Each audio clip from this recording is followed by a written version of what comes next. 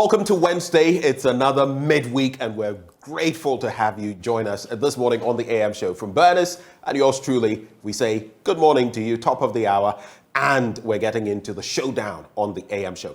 Now, coming up this morning, shortly I'll be serving you the news. Right after that, we're joined by Dr. Kwame Asah-Asante. Who's he? If you don't know it yet, he's a political scientist at the University of Ghana. He's also head of the Center for European Studies. He will be helping us get into the salient matters out of the newspapers. But right after that, we get into some crucial subjects, starting with World Water Day. In Ghana today, there are many people across different parts of the country who do not have access to potable drinking water. Today, together with our guests, we're going to be contemplating accessibility to water, its consumption, and management. There are some of us who also misuse water.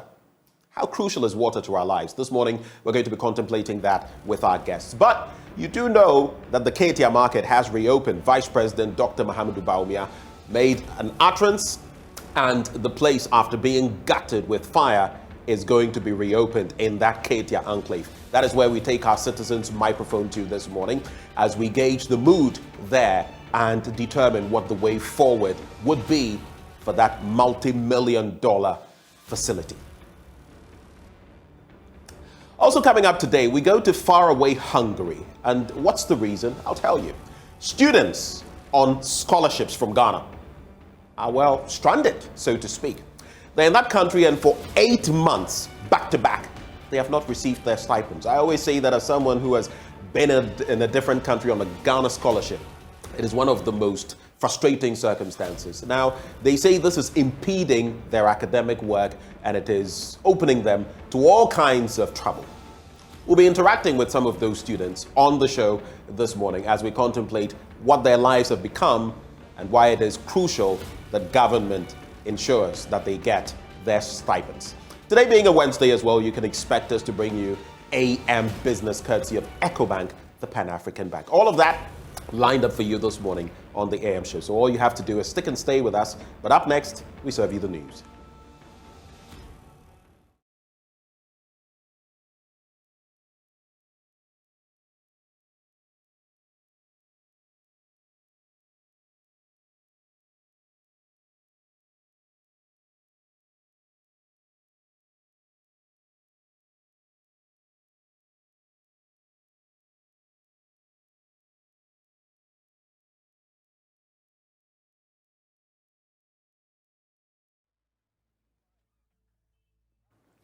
Welcome on the AM News. And our first story.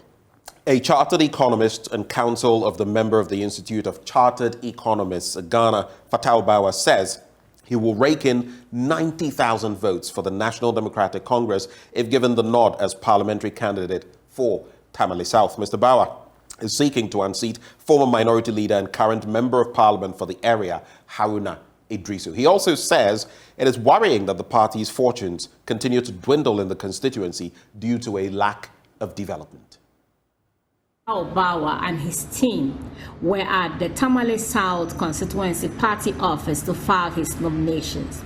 The economist, seen as the underdog in this election because little is known of him, said he was going to win handsomely to represent the NDC.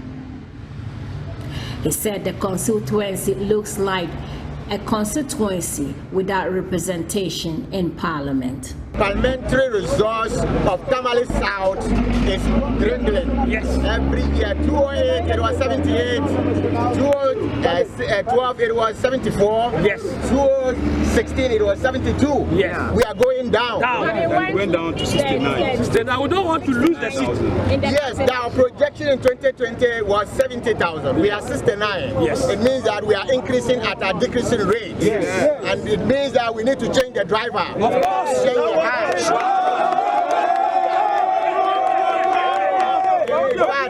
Tamale South look like an orphan constituency. Yes. That is true. There's no basic amenities. I don't count basic amenities as development. Yes. No. Common basic amenities, we don't have it. Yes. As if we do not have representation or we are not part of this country, yes. We don't have the cake of our party.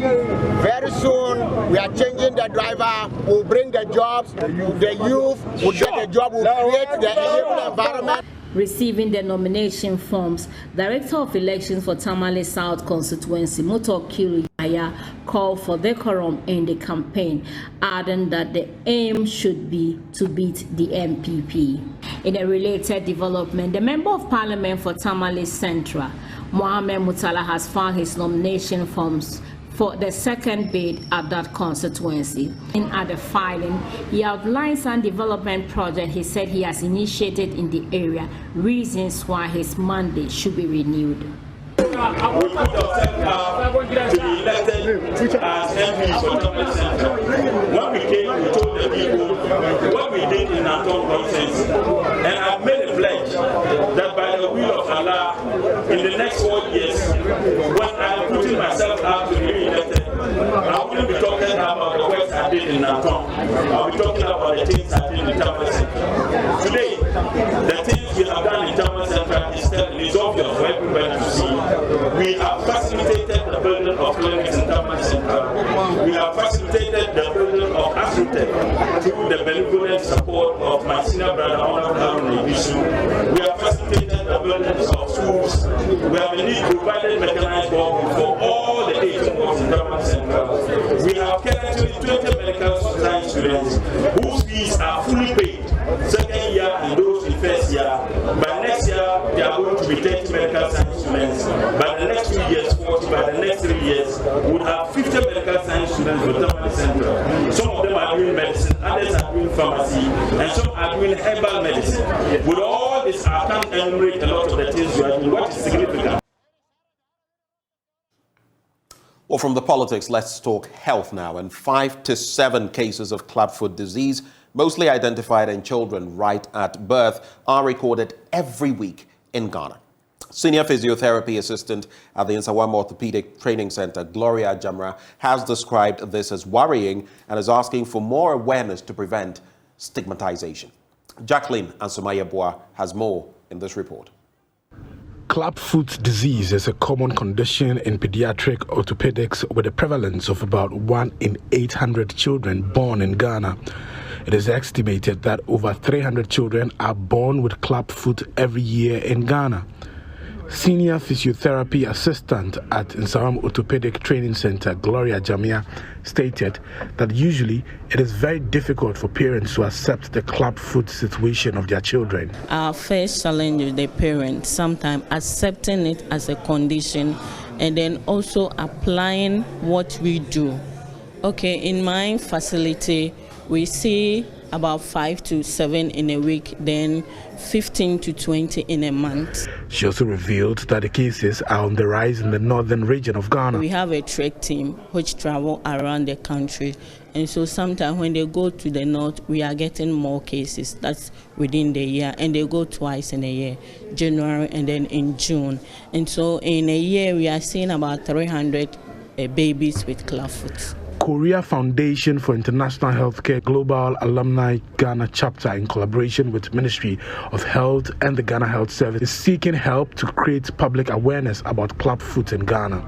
President of Korea Foundation for International Healthcare Global Alumni Ghana chapter, Dr. Ralph Amas, says people need to be properly educated on clubfoot to help prevent stigmatization. When we say somebody has a clubfoot, it's a birth defect in which you see that the child's foot, instead of sitting, is turned inwards. So like we'll say in our normal parlance, it's curved in. So what then happens is that the child is not able to stand. I mean, if a child is not able to stand, you obviously expect some delay in the developmental milestones. Because it's inexpensive and treatable, and it's caused a lot of trouble within society because there are myths and there are all sorts of ideas surrounding it. We wanted to bring it to the fore and make the public know that it's not a curse, it is not a debilitating condition, and that is a condition that can be treated, so that the burden both on the family, the society, and even the hospital and the individual is taken care of in the treatment. Medical officials say clubfoot cannot be entirely prevented, but with early detection and early intervention, it can be managed and treated. Jacqueline Ansumaya-Boa's report for JoyNews. In our next story, the Environmental Protection Agency has advocated for the development of practical teaching modules in basic schools to help mitigate climate change in Ghana. The Volta Regional Deputy Director, Derek Logo, believes this would instill into the younger generation the skill set to design and develop adaptive modules to conserve the environment and curb global warming. He was speaking at the 2022 Science, Technology and Mathematics Innovation Education Camp in Chito. Climate change is the shift in temperatures and weather patterns primarily caused by human activities due to the burning of fossil fuels like coal, oil and gas. According to the Environmental Protection Agency, some farming methods, livestock breeding and uncontrolled fields also account for climate change. In view of this, the Volta Regional Education Directorate focused its Science, Technology, Mathematics, Innovation Education Camp on climate change. The training-themed STMIE, Panacea for Global Warming and Climate Change, was held at Awudome Senior High School. The aim of the program is to help the students gain better understanding of the causes and effects of global warming and climate change on the environment and challenge them to come up with the various innovative solutions to address climate-related problems through the use of science and technology. Some of the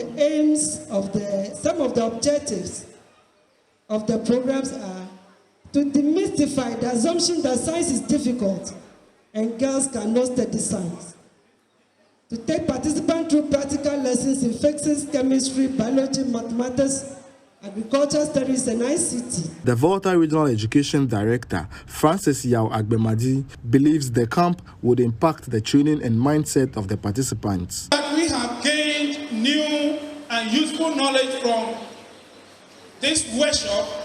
We are now able to bring this to our communities and schools. With the useful and relevant information and knowledge you have gained, plan to disseminate them wherever you find yourselves. The Volta Regional Deputy Director of the Environmental Protection Agency, Derek Logo, is optimistic adopting practical teaching, especially in science-related courses, would play a vital role in mitigating climate change. These students seated here are not well educated from the onset when it comes to science, technology, mathematics and innovation. Then we have failed, because it is through this education that they can improve their thinking ability to be innovative. Chairperson, honorable members, ladies and gentlemen, let us all remember that the climate is changing. It has changed and it will continue to change. Hence, teaching of subjects or courses have to be more practical, not the theoretical ones we'll be engaging ourselves. And if we can do that, the mother Ghana will be happy and the menace of climate change will be reduced.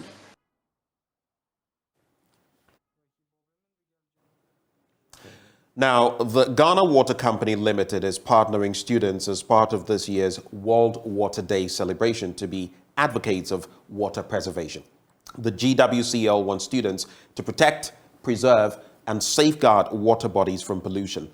Briefing the media after a tour with selected students at their pump station at Setre Hemang in the Central Region, Regional Manager of the Ghana Water Company, Kejetia Market, explained it was imperative to collaborate with students to bring attitudinal change among communities and societies on how to protect water bodies from destruction.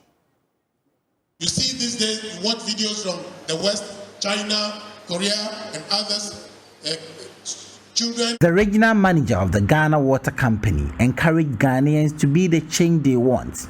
Kejetia Market said raw water was becoming scarce in recent times, hence the need to protect what is left from pollution for the benefit of all, especially human survival.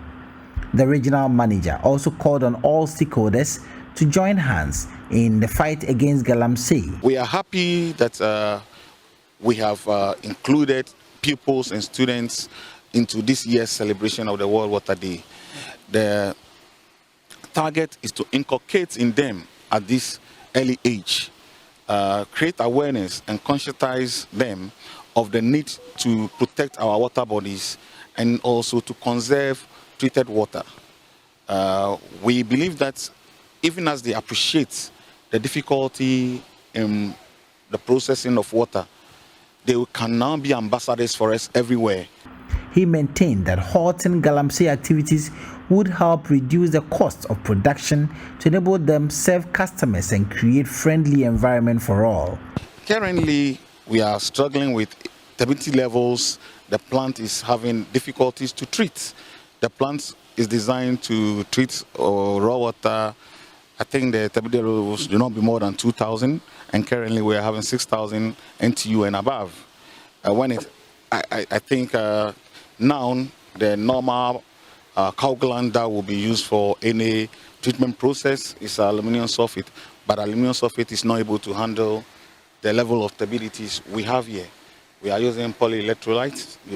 Many of them we call them polymers, and these are really, really expensive.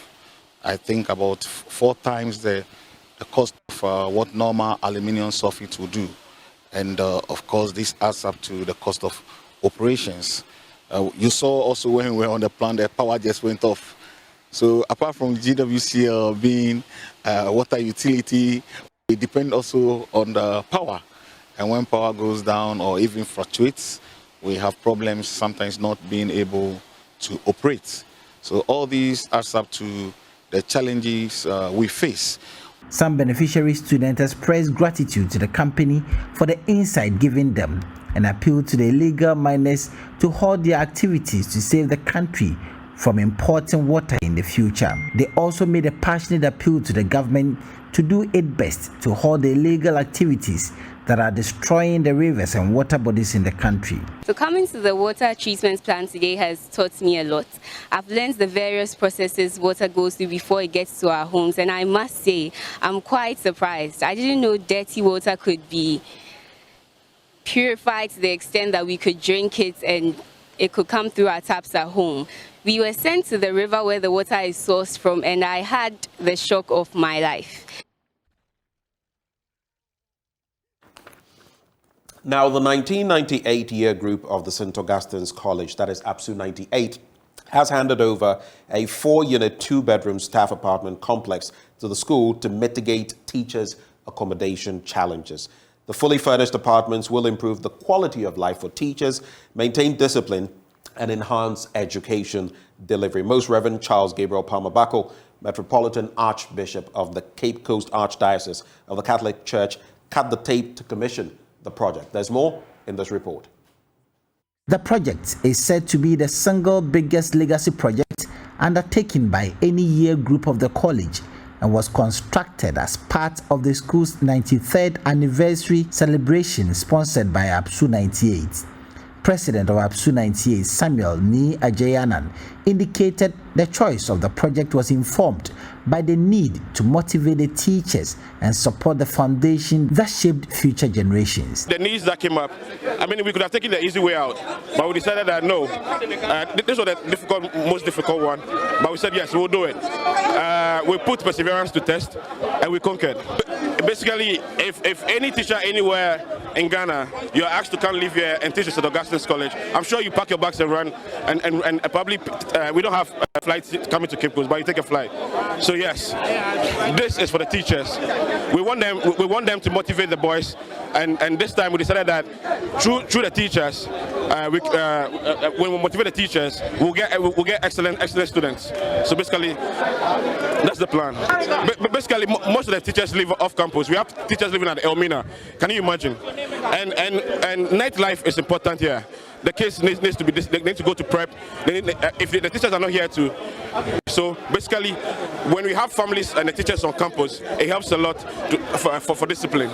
He observed that all previous legacy projects had been to the direct benefit of students, and so it was the turn of the teachers to also benefit directly from the old boys. Headmaster of the college, Henry Atajan, expressed satisfaction about the project and indicated the project would give the teachers a peaceful mind to perform their duties. This is what we call legacy project, and this year's legacy project means a lot to me, the college, the staff and all major stakeholders, simply because year in, year out, such projects are geared towards students benefiting directly and staff benefiting indirectly. Why do I say that? Last year, for instance, we had state-of-the-art ICT lab given to us by ABSU 97 years ago, meaning the students were going to enjoy, of course, teachers using it to teach, it will facilitate their job. But this one is a flat for staff to sleep in, have peace of mind, and come back to teach. That's why the staff, are enjoying directly. President of the 1998 year group intimated that the project was the most difficult among a number of proposals, but they challenged themselves to execute it, adding that it will have a long-lasting impact on the school. And it's a wrap for the news, but stay with us. Up next, the news review.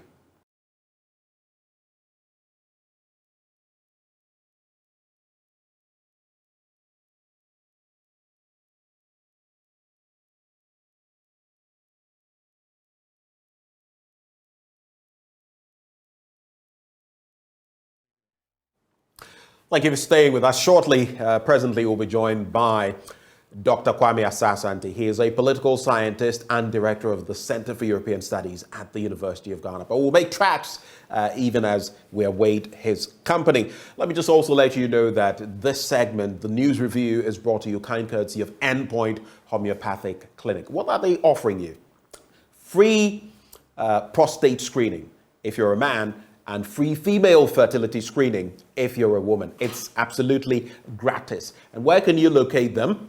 Here in Accra, Spintex opposite the Shell signboard. In Kumasi, Kronum Abuehia, behind the Angel Educational Complex. There is also Community 22 in Tema. There's Takrade Anaji Estate, Techiman Hansua, and Esiama in Zima. If you'd like to call them, make a booking. This is how you can do it. Call these numbers: 0244 867 068, 0244 867 068. Alternatively, you can call 0274 234 321.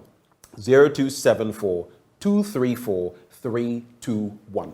Endpoint Homeopathic Clinic, the end to chronic disease. But having got that out of the way, let's get into the papers this morning and find out what they have to say. But before we do, one of the topical issues we're contemplating this morning has to do with World Water Day. There are many countries that have had issues with water on the back of climate change. Here in Ghana, our situation is even more precarious. Here's why. We are dealing with something called galamsey, illegal small-scale mining. It has muddied our waters. Last week when I shared with you my blunt thoughts, I spoke about how it has come to the fore, so much so that now our neighboring countries, like the Ivory Coast recently, were having some engagements with the Ivorians, have had cause to point blaming fingers, accusing fingers at us. Because as we pollute our waters, it's like the Nile flowing through South Sudan to, I think, even as far as Ethiopia, into many other countries, and in Egypt as well. No one country can lay claim to it. And in the same vein, when we pollute the Ankobra, the Bia, and other rivers, we also impact other countries that share our borders, whose rivers may take or be sourced from our water bodies. That is how crucial it is. Today in Ghana, there are a lot of places where people do not have potable drinking water, contrary to the SDGs and their requirements for us. Go especially to the northern belt of the country, and you would see in OT region as well. Well, it does fall right beneath the northern belt of the country. A lot of people having to drink water that in some cases we wouldn't even want to give to animals, to our pets. So on a day like this, we really ought to look at the galamsey problem, what injustices it is doing to ordinary people, even the yet unborn, those who will come and face consequences on the back of failed leadership to deal with that issue. That out of the way, we also have to look at how we use, or better still, misuse water. In some cases, we do not make the most of our water bodies, the water resources. When we open the tap, we just think, okay, I'm paying for it anyway. But your misuse of water could mean someone else somewhere in a dire situation does not have access to potable drinking water, which is a human right, by the way. We have rights to these things. These are the very basics. When you go to Abraham Maslow's theory of needs, right at the very basic level, the most important, the most crucial that everybody looks for. Sustenance, food, drink, even before we think of shelter. So on World Water Day, I want all of us to contemplate some of these matters. If we've been misusing water, let's take a careful look at it and how we can manage it better. Institutions, I feel there should also be better drives. Yesterday, in recent times, we've heard Mr. President talk about the relevance of the NCC and all of that. I agree with him. The NCC is still as relevant, but they are not serving the same purpose that growing up I saw them play with all those ads, with that vocalization of the core issues in society, from HIV to water to voting to everything else. My own friend is there, Madam Kathleen Addy. I'm charging you to do more, especially starting from World Water Day, to advocate for those things that will make our society better. Let's all come together and ensure that someday we will not be importing water. The Ghana Water Company Limited has said that if we're not careful, looking at our turbidity levels, looking at all the other challenges that we face on the back of Galamsey, someday we could be importing water. And as I see Ampuna, sachet water, ASA, 50 pesos and the rest. Then imagine importing water and what that would imply for all of us. I wish you a happy World Water Day. Let's all contribute to making our country water sufficient. God bless Ghana. On that note, let's get into the newspapers now. And Daily Graphic, protecting the investor, SEC, that is the Securities and Exchange Commission, to set up fund. And pictured in there, my very own brother and also co-host of the Super Morning Show, Winston Amwa. A very good morning to you, my brother. He, of course, hosted that event. 5 Western Togoland secessionists jailed 5 years. Don't be cowed into submission on your decisions, President urges EC. And return Pokwasi land to Nidodu Clote family. Court orders ACP estate. Let's get into that first story from the graphic business Stanbic Bank breakfast meeting, because yesterday they were focusing on the DDEP. Now, the Securities and Exchange Commission, SEC, is to establish a special fund solely meant to protect investors against market failures. It is to be known as the Investor Protection Fund, and a concept paper to help develop the fund into a vibrant scheme to provide protection for investors in the capital market has already been designed.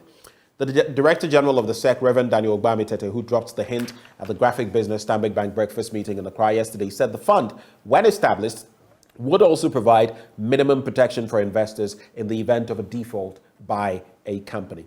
This comes at a time when investor confidence is fast waning as a result of the implementation of the domestic debt exchange program meant to restore macroeconomic stability, reduce the government's interest payment on loans, and ensure more fiscal space.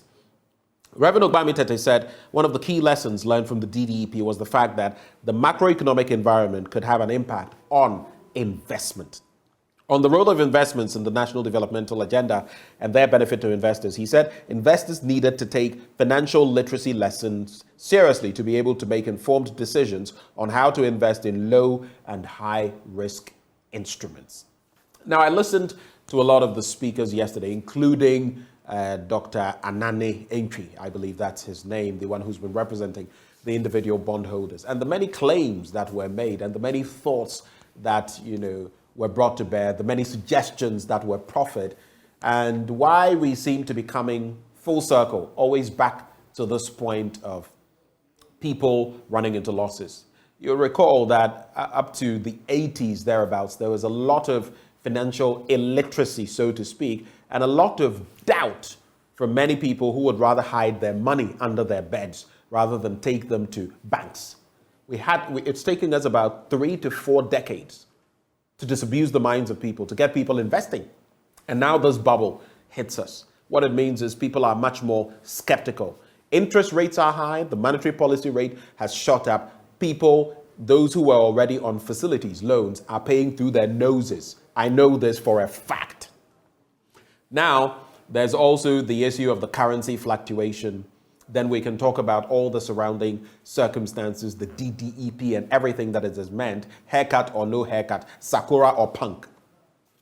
What it means is it creates a situation where a lot of people are skeptical about the system and don't even know whether to invest their resources, whether they'll get returns as expected. And so that is the story there. Ghana is not, I mean, in recent times you may have heard of Republic Bank in the United States, SVB and all of that, but you would realize that there are systems, there are modes of containment of that system, especially on the back of the global economic crunch of 2008. You would realize that in those systems or in those jurisdictions, there are many more systems to deal with these situations. Here, it's not so clear-cut. And in this instance, we're knocking on the door of the IMF, and we've had to execute a DDEP, which has left a lot of people wallowing in sorrow. So how do we avert same moving forward? Hopefully these discussions will help our financial watchers and our economists to do better in guarding or safeguarding the money of the ordinary Ghanaian. Well, from there, let's also get into some other stories. Page 16, let me start from there, but maybe page 17, first of all. There's NPP mourns Dr. Akutose, directs party flags to fly at half-mast. Yesterday, I expressed our condolences, and we continue with that today. A stalwart of the NPP, he was a former Minister of State at the Ministry of Finance, and he served in various other roles with the NPP. Unfortunately, he has met his maker. We also go someday, but sometimes when others take the lead, it is heart-wrenching, and we commiserate, not just with the NPP, because he served the country. We commiserate with all Ghanaians for this loss. Mahama files to contest NDC flag bearership. That story on page 17 as well. But on page 16, don't be cowed into submission on your decisions. President urges EC. And President Nana Addo Dankwa Akufo-Addo has urged the Electoral Commission not to be scared and cowed into submission when its decisions come under scrutiny. On the contrary, he said it should let the analysis of its decisions and the expectations of Ghanaians spur it on to greater heights, and above all, work so that the will of the people would be upheld. Referring to Article 46 of the Constitution, he said in the performance of its functions, quote, the EC would not be subject to the direction or control of any person or authority. It answers only to the Ghanaian people, the Constitution of the Republic, and its own conscience. I heard him speak about the fact that it should be about who votes and what they voted for, not who counts the votes and all of that. Well, I agree with you to some extent, Mr. President, but looking at especially what has happened in Nigeria and the claims of a stolen mandate and the court's ruling, at least what we've seen as of this point, the initial bits in there, knowing all the hurdles that we face in our part of the world, I think this is a very slippery slope, and we ought to watch how we deal with the Electoral Commission. I'll tell you, Mr. President, I feel that we have over-politicized, all the parties, especially in this Fourth Republic, have over-politicized the Electoral Commission. Haven't you noticed how when the NDC is in power and they have appointed a certain Electoral Commission's chairperson, they're always in support? And vice versa, when the NPP is in power, similar situations. Dr. Afarijan stepped aside, Charlotte Osei came. We saw what happened, and I still insist that what was done was not right. The sort of scheming, just akin to what we did with the Auditor General, Daniel Yaudomelevu. It was scheming, yes, and it was done to what end? It creates more distrust. It sows the seed of distrust in the system. And interestingly now, there's talk about the fact that the current Electoral Commission chair has also engaged in the same procurement issues. The other party has said, even here on my show, the NDC, that should they come to power, they would also use that against her. What kind of system are we fostering then? And then again, Mr. President, I would ask you, I thought maybe you would move away from the politics on this. I do consent that you cannot, as it is said, and as a student of politics, they will tell you we're all political animals. And I agree. You don't necessarily need someone to be apolitical to be able to host a show like this, to be blunt and to tell the truth, whether it is black or white. as a media person, as a person in government, even as one of the officers, the top officers of the Electoral Commission. But when there appears to be a trend where people suspected or known to have contested in a certain party keep getting appointed to the Electoral Commission, I think that is a recipe for disaster. We know some of them, the three who have been brought to bear in recent times at the Electoral Commission. I don't need to say it. We all know what some of their backgrounds are. Lecturers, among others. We ought to be careful and use people who have not just the know-how. Sometimes you can have someone with the know-how, but the exigencies, the surrounding issues will create problems, which is why I totally agree with Dr. Daniel Yao Domelevo. When his son wanted to work with the Auditor General's department, qualified, yes, but he felt there was a conflict of interest and he made him step aside. Some people felt that was not right. I would do say, because there's a conflict of interest. And unless maybe his father were not the boss, then maybe the situation could have been different. It's the same situation here. So let's watch it with these political appointees. I said it. Most Ghanaians would run away from it. I have said it, and it is the truth. Why can't we bring to bear? I mean, it was beautiful when you brought in Martin Amido as special prosecutor. Beautiful. Let's not lose track, Mr. President. Counsel from a young man to you. You may know better, but sometimes wisdom doesn't always reside in the grayest of hairs. And that is the story there. Let's get into some other stories right before we move on. 5 Western Togoland secessionists jailed 5 years, and that is on page 26 of the newspaper. Let me quickly get into this.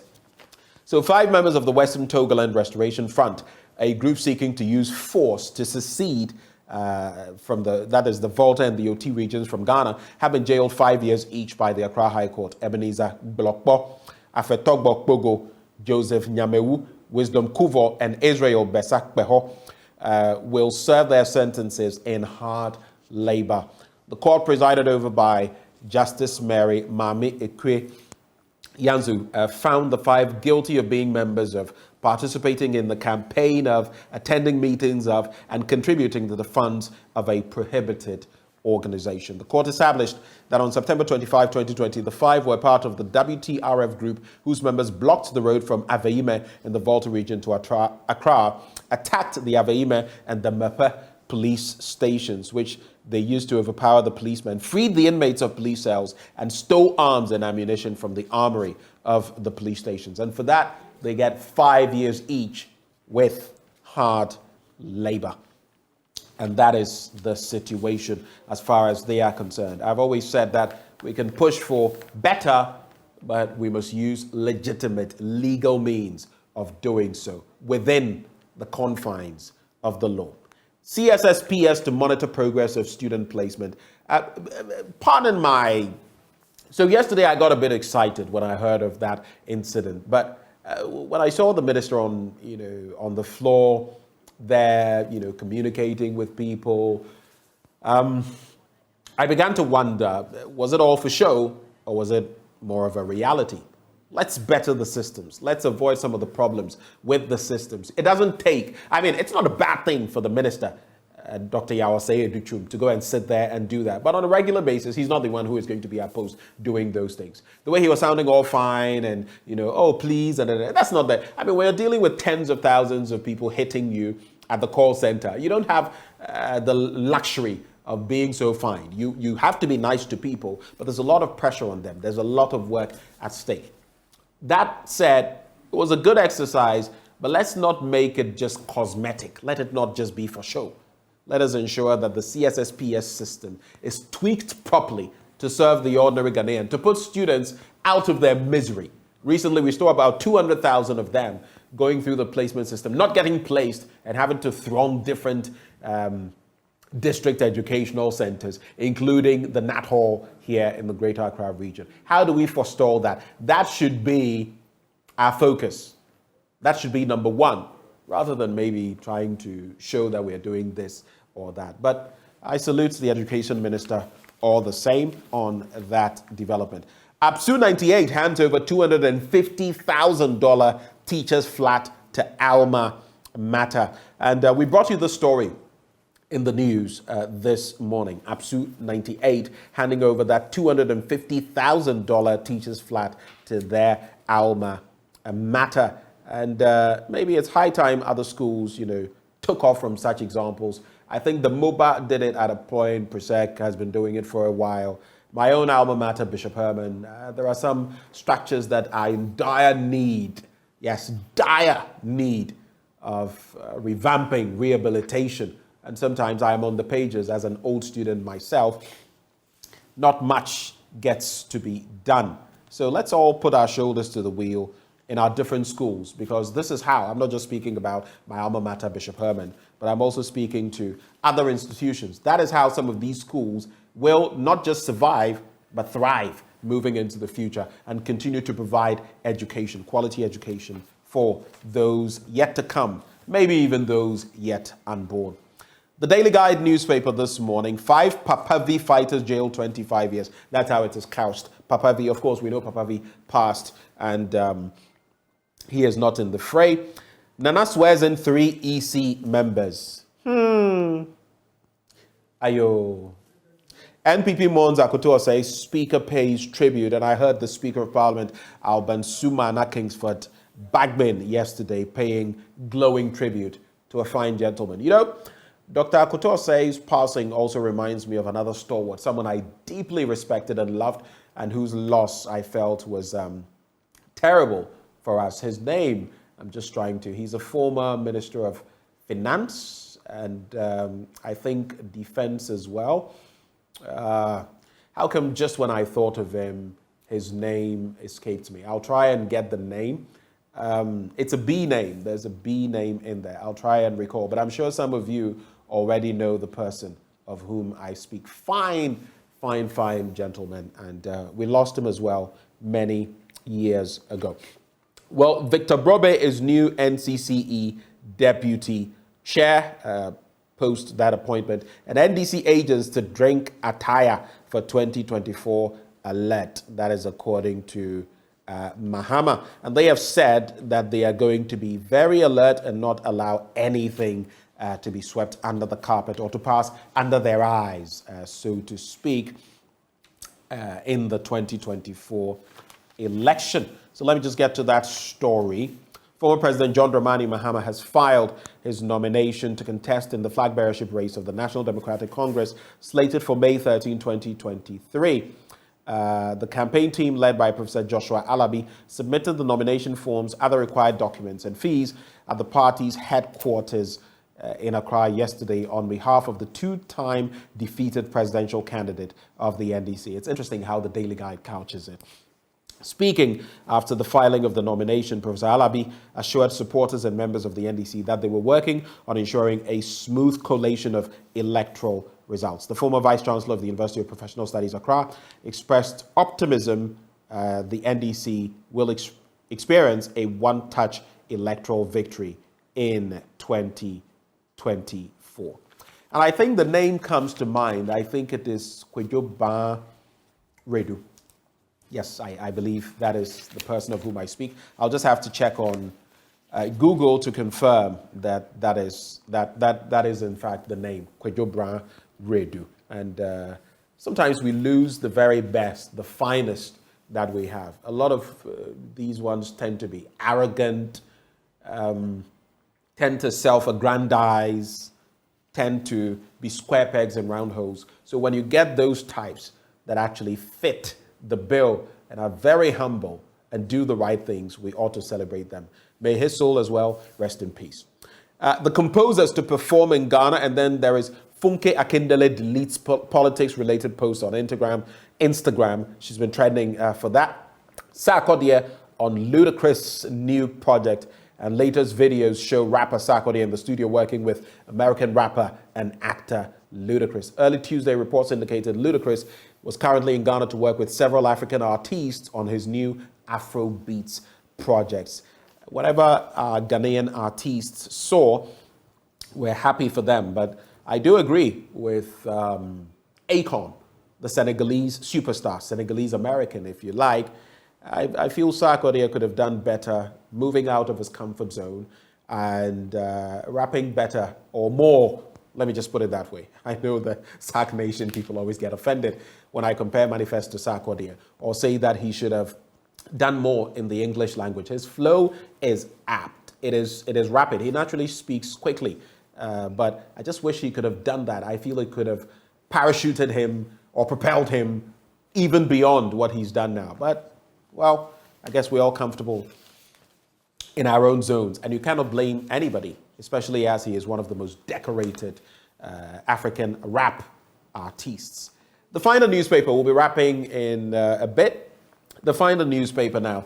Nanado to launch 2023 Green Ghana Day in April. And even as we talk about that Green Ghana Day, I would like to really find out, my dear people of Ghana, when it comes to this exercise of greening Ghana, I have seen time and again, commentary about it, and we have done this and we have done that, but I'm still not seeing some very pertinent details that I would want to see. Now, what are some of those details? I'll tell you shortly.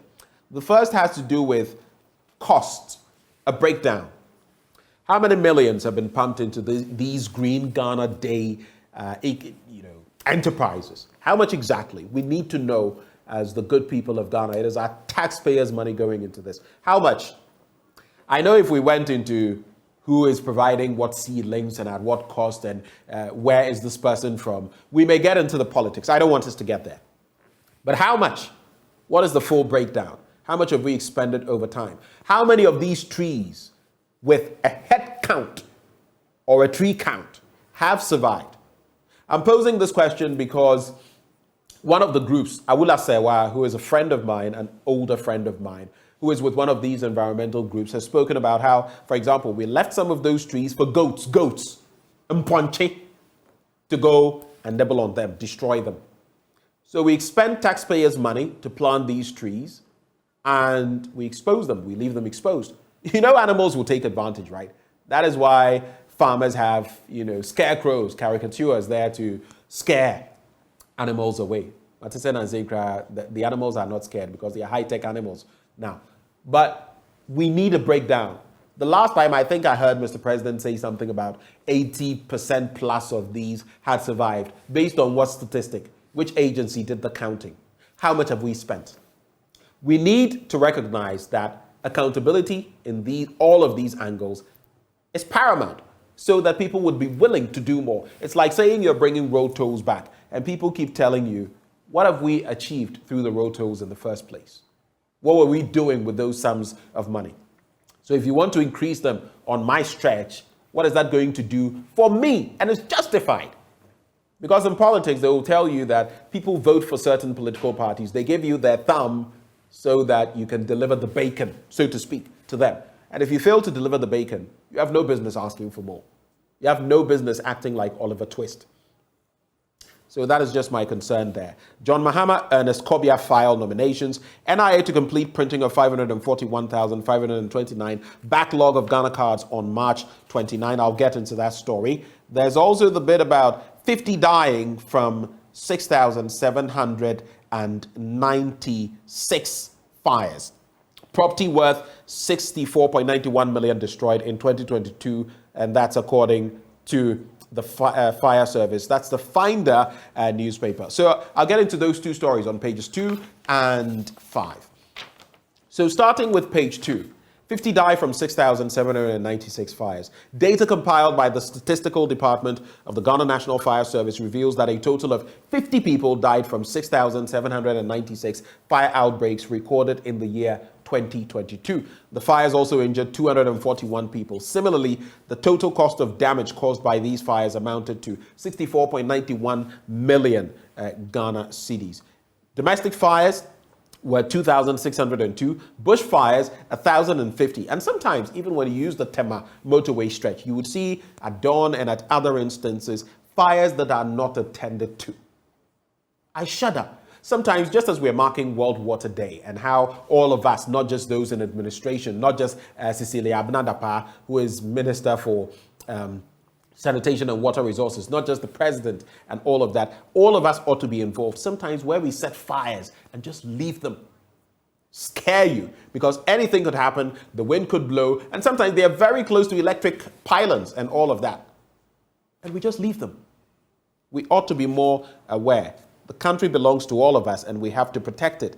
Commercial fires were 986, electrical fires 924, vehicular fires 658, and other fires 269. And when you look at the regional breakdown, you will find that, as always with these things, also partly because of population concentration, though the Ashanti region has more of a population. But the Greater Accra region was tops with 1,219. The Ashanti region next with 1,174. Eastern with 637. And then you would have the Tema area alone with 609. And that was quite an incident. Let's also look at the story on page 5 as we talk about the Ghana card. Do you have your Ghana card yet? And if you don't, what are the reasons accounting for that? You do know that if you're going to now roll on to the voters register, you would require your Ghana card. So if you don't have it, you have to ensure that you get it soon so you can exercise your franchise come 2024. But the National Identification Authority has commenced the expedited printing of the backlog of 541,529 records accumulated since July 2022.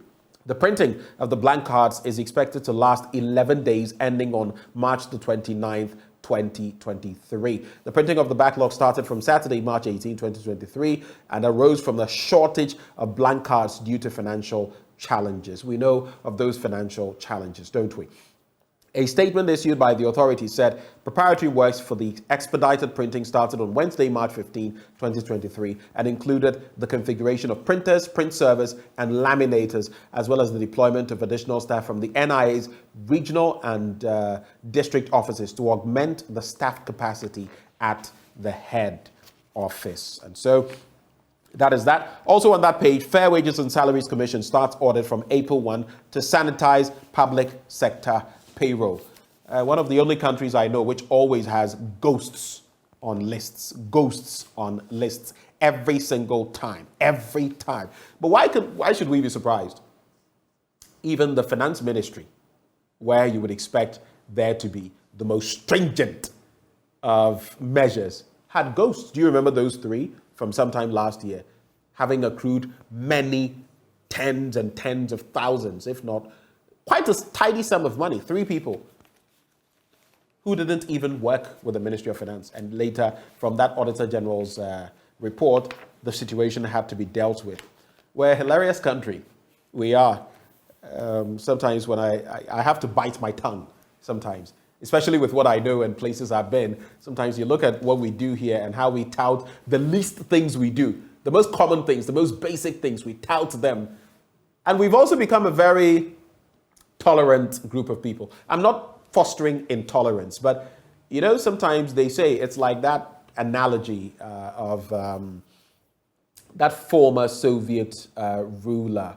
Oh, how can I? This morning, some of my thoughts are betraying me. But he spoke about, there's a story told, yes, Joseph Stalin, how he got a chicken, plucked all its feathers, it was bruised, battered, bleeding, and he gave it some crumbs and then started throwing corn, and it clung to him. That's the way sometimes our leaders treat us. They give us the barest minimum, knowing that they don't give us much anyway, so we don't have much to complain about. When they give us the least, we'll thank them for it, when in fact, they should have even done a lot more. The Ghanaian publisher, as we get ready to wrap, FDA CEO recognized for COVID-19 fight. Pictured there, Delese Mimidako with President Akufo-Addo. What country do we want post-2024? That's a bit of a reflection there. Pictured there, former President Mahama in a handshake with current Vice President Dr. Mahamudu Bawumia. Canadian blogger, girlfriend charged with murder. I'm sure you remember that story. Bono NPP targets first-time voters, and Ghana's primary 2 pupils reading improves. That's the note on which we're going to cap off the news review this morning. I'm so glad, especially looking at the numbers on social media watching us this morning. If I'd got any comments, I would have, read them out, but I see Raymond Boche saying Bobu. Yes, Bobu, an old student of Bishop Herman College, and very proud at that. It's part of my formation, which has brought me here today. But this segment has been brought to you by Endpoint Homeopathic Clinic. They're offering you free prostate screening, free female fertility screening as well. Locate us in Accra, Spintex, opposite the Shell signboard. In Kumasi, Kronumabwe here behind the Angel Educational Complex. In Takrady Anaji Estate in Tema Community 22. Techiman Hansua Esiama in Zima. You can also reach us on 0244 867 068, 0244 867 068, or 0274 234 321, 0274 324 or 234, I beg your pardon, 321, 0274 234 321. Endpoint Homeopathic Clinic, the end to chronic disease. Well, sporting activities still continue in Ghana and across the world, and we're still waiting for that first encounter as Chris Hughton takes over as head coach of the Black Stars. How is he going to fare? Only time will tell. But a lot more in sports coming your way up next. Do stay.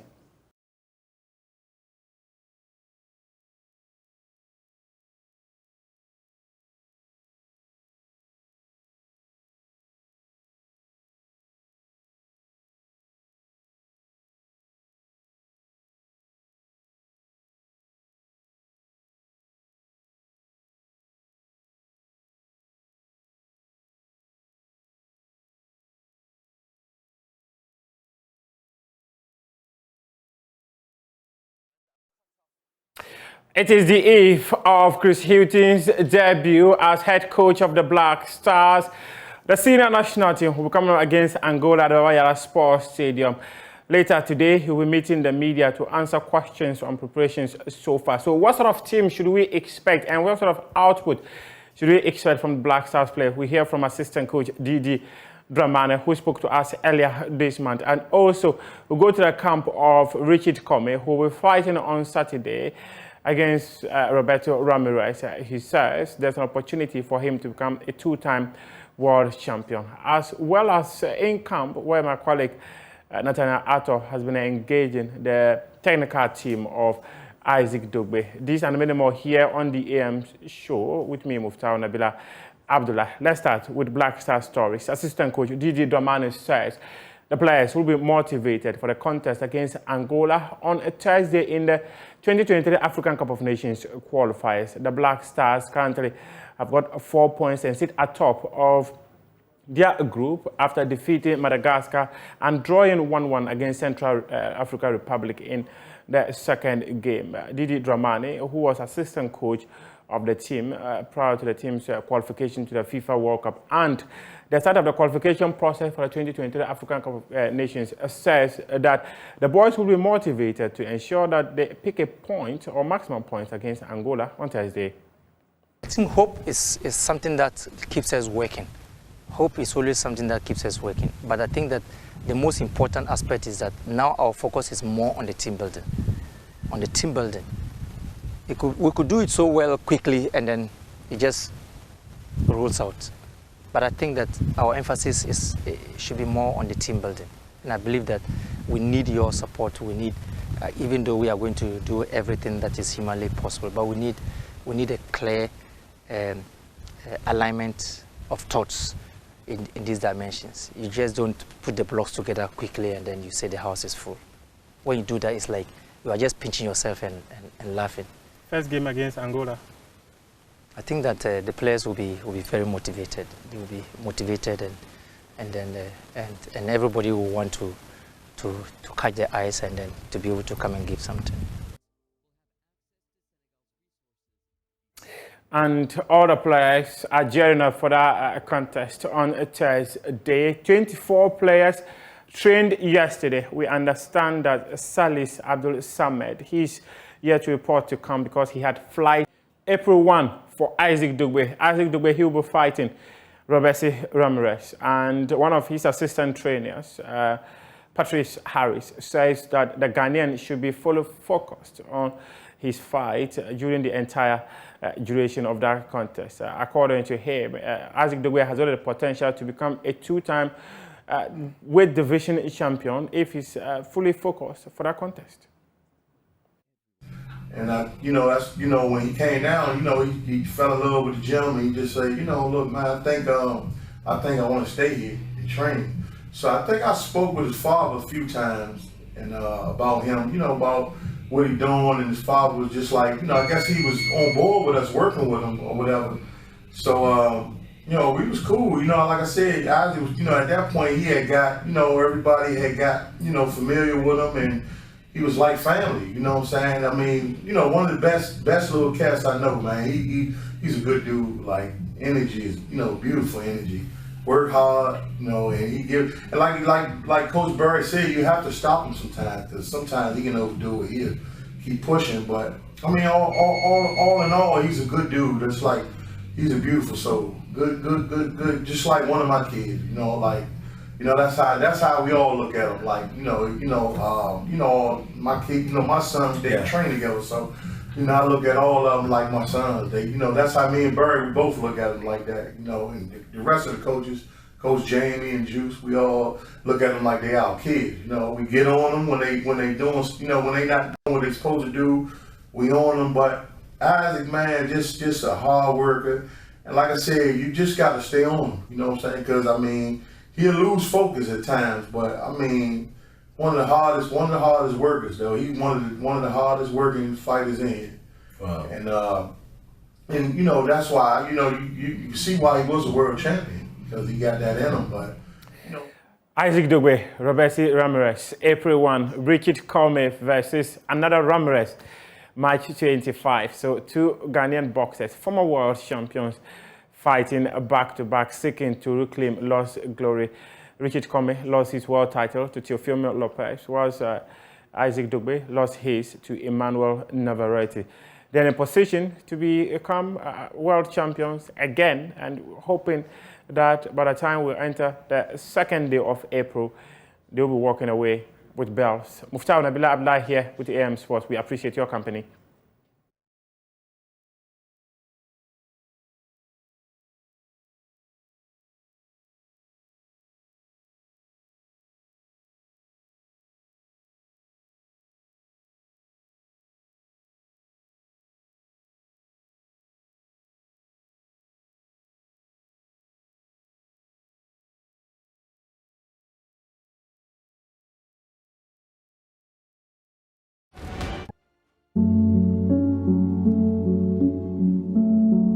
Children from Nanton Zoo drinking water from the dam. The dam is the community's only primary source of water. The water looks slimy and brown. The community has depended on this water for years, but now it's beginning to have a telling effect on their health.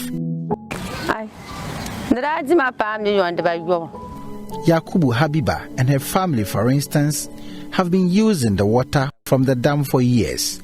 Recently, she's visited the hospital for treatment for complications arising out of the drinking of the water from the dam. I spent about 600 Ghana cedis at the hospital.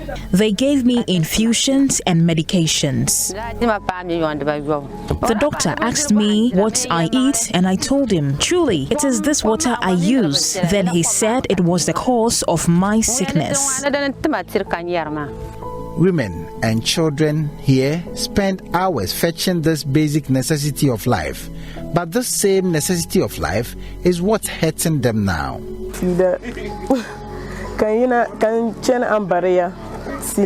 My name is Zubeidu Hazifa, and I attend Ambari SHS. We use this water for drinking and cooking. We use it for every purpose. As you can see, this is water. This is used by my parents, siblings, and everyone else for drinking and cooking.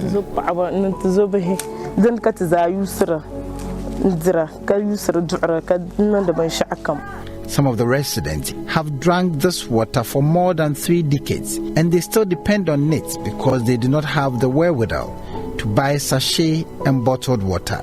Zubeiru Musa is one of the opinion leaders here.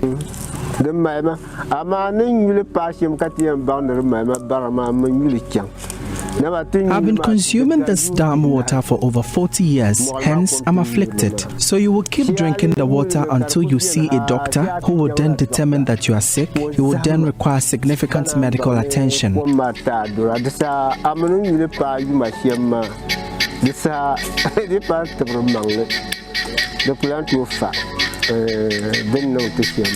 what will be the long-term solution to this challenge of Nanton Zoo? That's the question I asked Mr. Al-Hassan, the Water Quality Assurance Manager of the Ghana Water Company Limited. Best method or the superior method that can be used to treat this water is conventional water treatment, which has to do with you having a facility that can first of all, clean this water, so that you will not separate the suspended matter, the color, the turbidity, all, and get clean water. Go ahead to now kill the microorganisms through what we call disinfection. If possible, you do pH adjustment, and then after that, you now test the water to see if the treatment process is, optimum, is good, such that the finished water will not contain harmful microorganisms, chemicals that can be injurious to human life. When that is achieved, you can now declare the water wholesome. So with this, we recommend conventional method for treatment. But if there are other options like borehole drilling or underground water, you can drill a borehole, and then maybe that one may not require so much treatment if you are lucky and the water table is good. An immediate solution is what this community needs. If I won't stop drinking the water, then it is because I have no option. But if I have a way, I will stop because I know the water is not good for my health.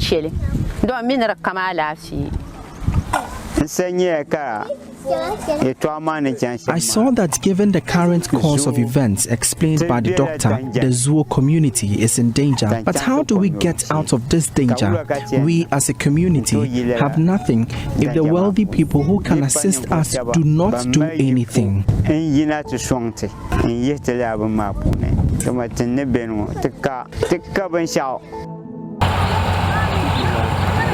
Recently, an opinion leader from the community died from kidney failure, and the community folk believe it's the consumption of the water from the dam that has resulted in the death of the 75-year-old man.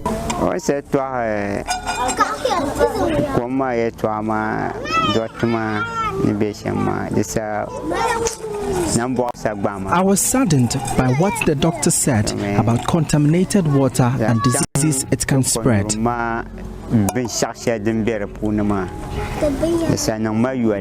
Husseini Salifu, the younger brother of Zachary Al-Hassan, the deceased, is horrified by the revelations. They carry on tests upon tests, so they carry on several tests before they conclude it was waterborne disease.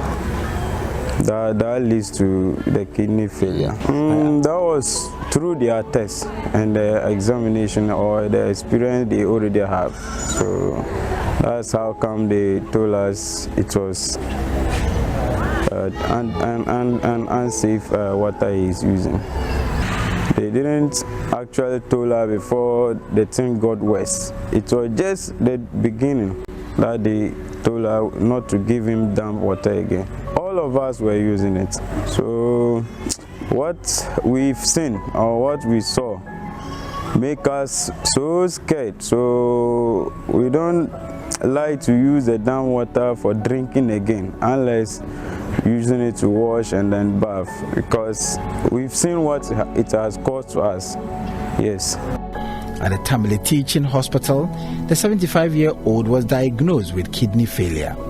Doctors told Zachary to stop drinking from the primary source of water from the community. Many residents got alarmed by the doctor's advice to Zachary, as they assumed the dam water was responsible for Zachary's kidney failure. This is Yakubu, the deceased eldest son, who was caring for him both at home and at the hospital. because during the sickness, they even told us not to give him damp water. So they emphasize us to be using Voltic, and then which is a little bit cost for us, because as the community we are living is not all that decent. So we struggle, but we manage our best. Throughout the sickness, we're no more giving him damp water. We try to give him sachet water or Voltic. That was what we were using. So was the source of water responsible for Yakubu's kidney failure? Residents have complained and blamed this water for their poor health condition. But the only way to confirm this claim is to test and analyze the water. A sample of the dam water was fed and delivered same day to the Quality Assurance Department of the Ghana Water Company. The analysis established that the water source was not safe for drinking.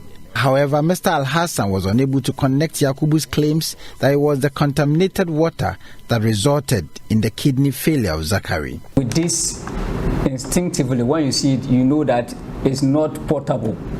But then you cannot be carrying this sample around showing people that this is the way the water look like. The best thing is to analyze, turn this water into a data form.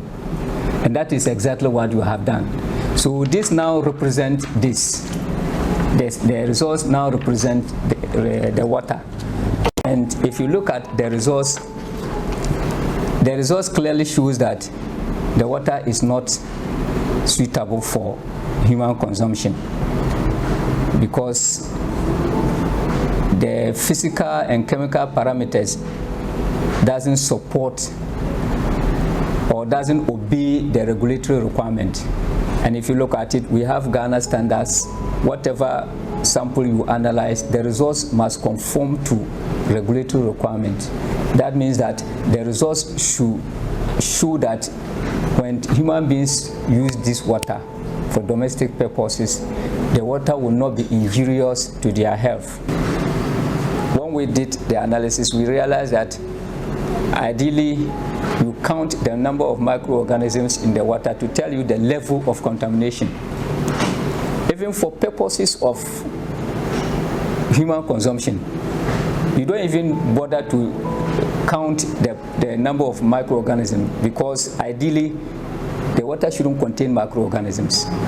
So once you see it, if you go ahead to even count, you want to determine the level of contamination. But once you see microorganisms, it means you cannot use it. But what is the extent of pollution? That is why you now go ahead to determine the numbers. Unfortunately, when we did your analysis, we realized that we can't even count. That is why we put TNT, too numerous to count.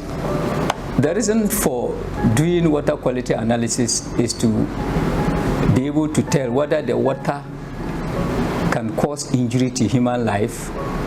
And when we are talking about injury, we are not talking about instant injury. Some come as a result of long-term usage. Are you getting me? So if you are using this water over a long period of time, there are some who may even begin to show symptoms of consequences within a very short period based on their immunity. So I went to the Tamale Urology and Modern Surgical Center to find answers. The specialist center is located in the center of Nanton Zoo. We first presented the analysis to Dr. Kejetia Afoko, a consultant urologist. The report shows that the water contains a heavy load of salmonella, which often causes typhoid fever. And I can say a third of children are admitted to hospital from the community for this reason. It also contains E. coli. The impact or the significance of this finding is that these bacteria are actually transmitted through human excreta. So it means human excreta gets its way directly into this water. It's a fecal-oral mechanism of transmission. And if we have this heavy load of bacteria, to the extent that the report says they're too numerous to be counted, you know. It's just such a heavy load. The colony forming units cannot even be counted.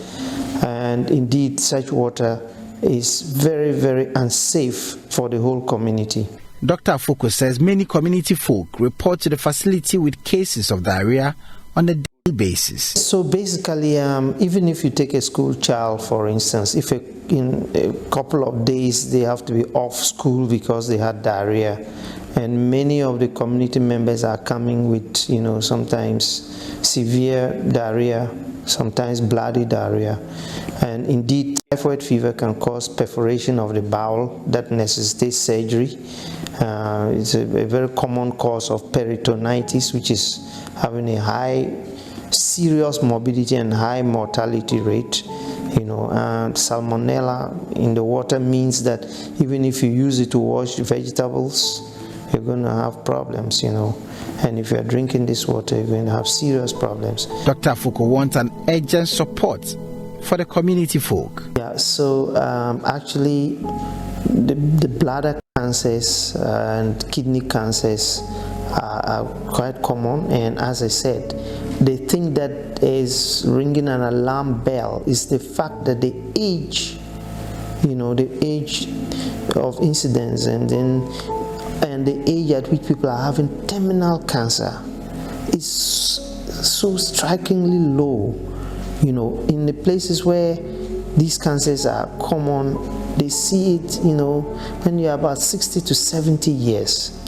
And we are seeing it even in people who are not yet 20 years. And by 25, 26, they are already in a terminal stage. The cancer cannot be operated. Apart from that, actually, kidney stones are so common, you know. I just have a whole collection of kidney stones, you know. And the kidney stones, indeed, last week we had a child of 7 months with a kidney stone. I mean, that's, you know, not to talk about the older ones, you know. So kidney stones are another problem, you know, apart from the cancers. Also, renal failure, as I said, is something that is common, you know, and can be attributed to many conditions. But the age at which you are seeing this is also another problem, because the younger people are having these things. And as I said, also the congenital malformations that we are seeing, like children are coming without the testes descending into the scrotum, or the penis didn't form properly, you know. These are really issues that we've been documenting. He says data from the community due to the drinking of the dam water is overwhelming. Because I'm research oriented, I'm sitting here with a lot of data, and it's frightening, because apart from the direct impact, getting them ill, having diarrhea, going to hospital, dying from it, also the younger people in the community, but certainly in this community, people are having deranged semen analysis, you know. Younger people are having smaller testes than older people, you know. And what is the future of any community or any town or any country if out of pollution from plastics, from pesticides, from, you know, you're now not able to reproduce? You know, nobody is going to shoot a gun and take your country.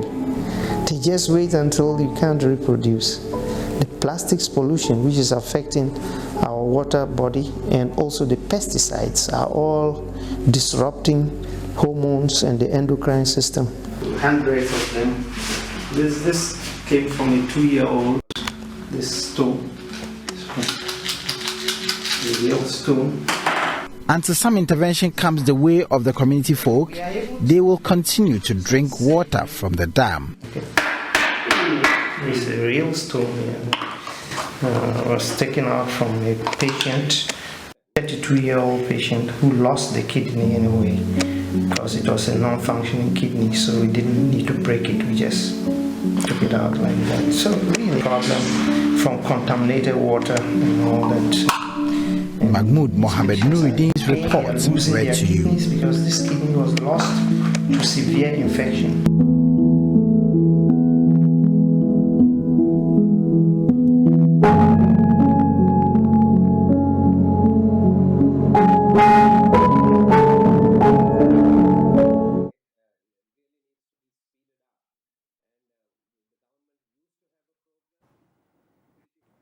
That report is by my colleague Mohammed Nuruddin. Thank you so much for joining us today on the AM show. Clearly a really disturbing story from Nanton Zoo. And this morning, as we commemorate World Water Day, we'll be exploring the issue and seeing how the people of this community can have lasting solution. We'll also just digress a bit into other national matters concerning the availability of water and the purity or sanctity of the water that comes through our taps. This morning, I've been joined by Alex Owusu-Sapong. He is National President, Network of Community Water Services. Good morning to you, and thank you for joining the program. I'm sure you just caught aspects of that story we just aired, and this may not be a surprise to you. You work in many communities across the country. Would you say this is a reflection in many of these communities you work in? Good morning. Yeah, it's a very good reflection of what we are seeing. That is why we have set up the National Community Network Water System to help such communities to get potable drinking and sustainable water to drink. Nana, I mean, let's just zoom into the solutions. There are those who say that we must begin exploring, privatizing water supply, because it appears that the Ghana Water Company Limited alone cannot do this. To be fair to the company, they say that we don't even pay as much as we should for them to run effectively, i.e. extend water services, provide us the needed maintenance and all that we need to ensure that we have potable water. Do you think that will be a sure way of solving this problem and reaching such underserved communities? Yeah, in my opinion, I would say yes, because when you have something, you look after it. But if you have something and you want somebody to look after it, it's not as good as you looking after your own thing. So if we can give the water system to the local communities and give them the proper education and the support to maintain their own water system, I think it will be easier for the Ghana Water Board, and we will take a bit of, not even a bit, a lot of weight off their shoulders. So I think we should cooperate in the, not privatization as such, but giving the water system to the local communities, the local leaders, chiefs and queen mothers, assemblymen, and then give them the right knowledge on how to maintain it and sustain it for their own good. Yeah, I'll come back to you. Let me now engage the communications manager of the Ghana Water Company Limited, Mr. Stanley Marty. Good morning, and thank you so much for joining us this morning. Mr. Marty, you just had the suggestion of Mr. Owusu-Sapong. Is this something that you're exploring, working with communities to have their own, maybe small water treatment system that they can manage so that all the burden is not on the Ghana Water Company Limited? You've complained over time that, the money you even generate through revenue is not enough to keep the company running. Yeah, thank you very much for having me. Yes, our doors are open for any discussion at all concerning provision of water to the people of Ghana. And I must say that we are already in touch with most communities to see how best we can support each other. And then the ultimate objective is for everybody to have access to water. So we are doing a lot in that vein. In some areas, we are even selling bulk water to some communities and even to the Community Water and Sanitation Agency, especially in areas where they fall under rural categorization, so that they can in turn distribute the water within the communities and then collect the necessary revenue. So there's a lot being going on. We are still exploring, and all in the bid to have or meet the SDG goals by 2030. That is access to water for all or by all. So a lot is being done in that vein, and like I keep saying, our doors are open to all discussions. Anything that can support the provision of water to Ghanaians, we are in for it. And most importantly, serving them with good quality water, because we can't just supply water that is not of good quality. So as a company, we are doing everything that we can to ensure that the right things are being done, and so that the people of Ghana can have enough and adequate potable water to consume.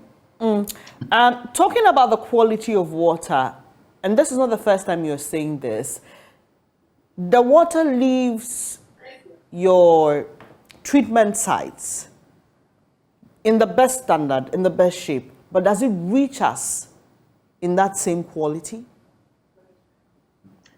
Currently, as I speak, the Ghana Water Company Limited has subscribed to the water safety plan worldwide, or the global or international water safety plans, and this is expected to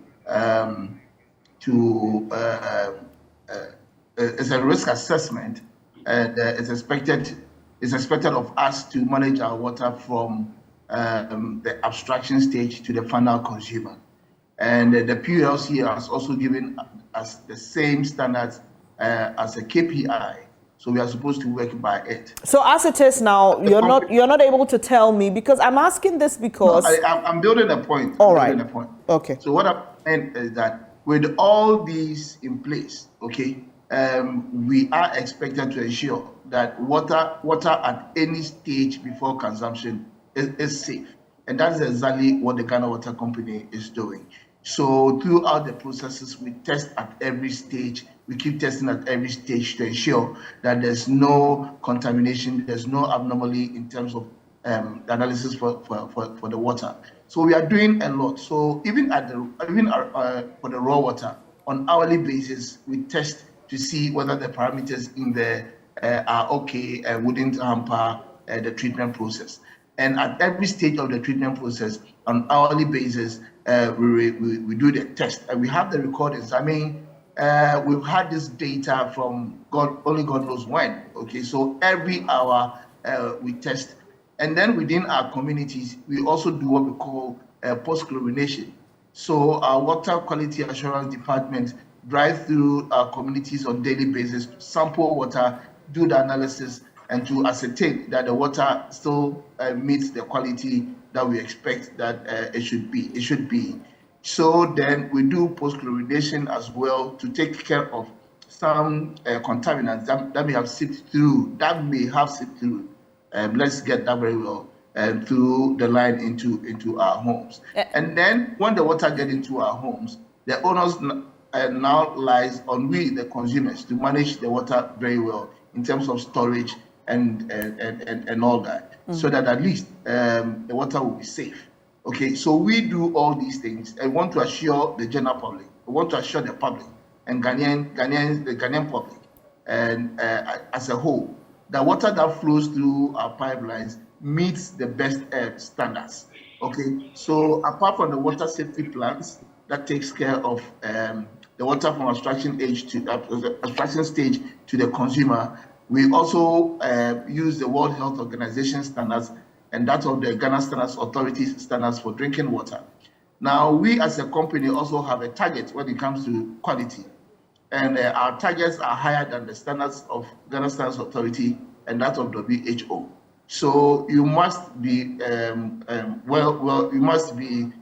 have all the assurance that the water that flows through our pipelines meets the best of standards and you can consume without any challenge. Thank you.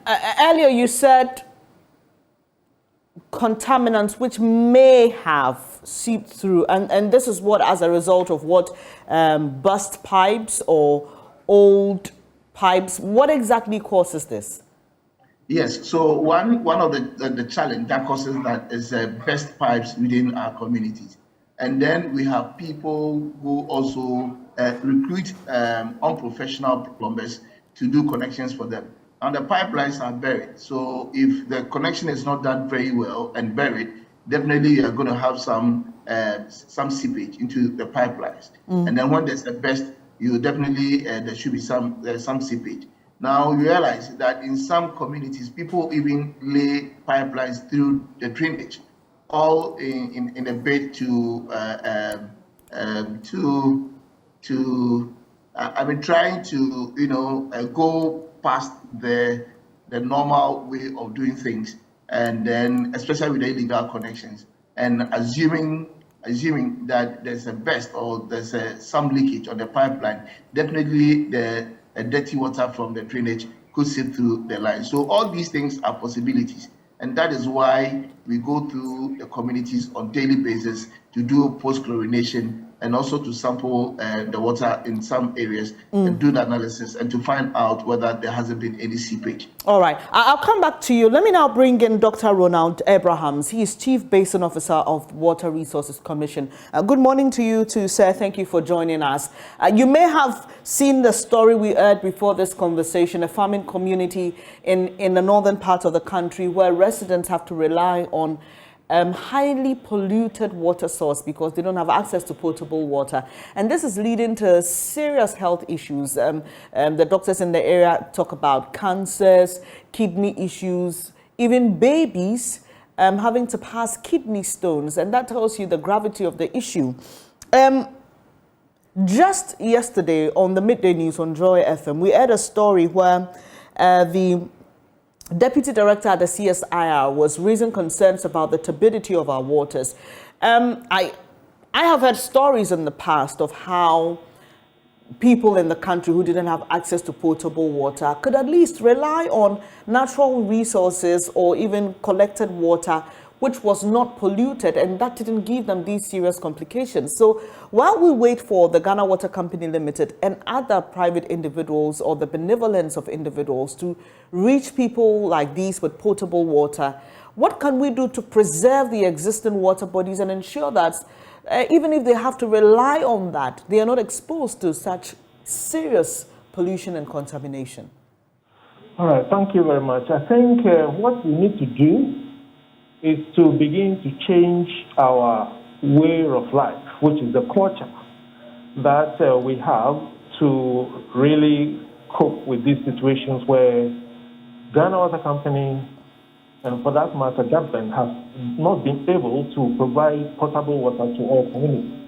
We have to keep our natural water system very clean of pollution and give up this habit of indiscriminate disposal of waste, having a home without a toilet, and a host of other things that we do which pollute our water system. It is amazing when you see the way people actually even do farming.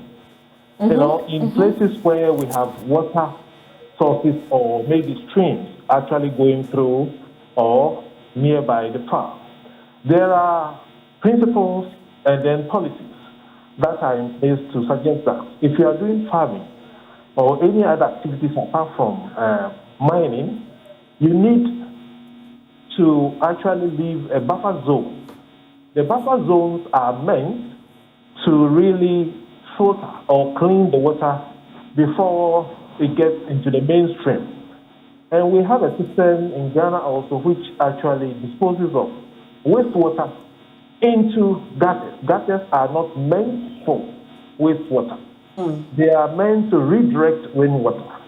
But here is a case where somebody puts up a restaurant and they are discharging their waste into these things. We have all the systems in place. We have the assemblies, we have EPA, we have water resources commissions, and all the regulatory bodies that are supposed to look at these things. We are doing our best. And what we need currently is to get the citizenry to meet these regulatory bodies halfway through. If we have a culture of not wanting to pollute, Ghana will be clean. And for that matter, it will translate into our water systems, and you will realize that our water bodies will be clean. In countries where people have wastewater pipelines, which meant that wastewater will not get into the natural water systems, those countries are clean. And when you get into their natural water systems, they are clean. We have had the cost to sample water from Etiwa Forest, just for testing purposes to see what the content will be. And when we came to GWCL, we just planned to test it. We saw that it compares to the treated water, which meant that we need to really be up and coming with the kind of water we have. I'm sorry, Doc, I missed you a bit. Did you say the water in the Etiwa Forest was better off or not? Was comparable to treated water. water at Weja.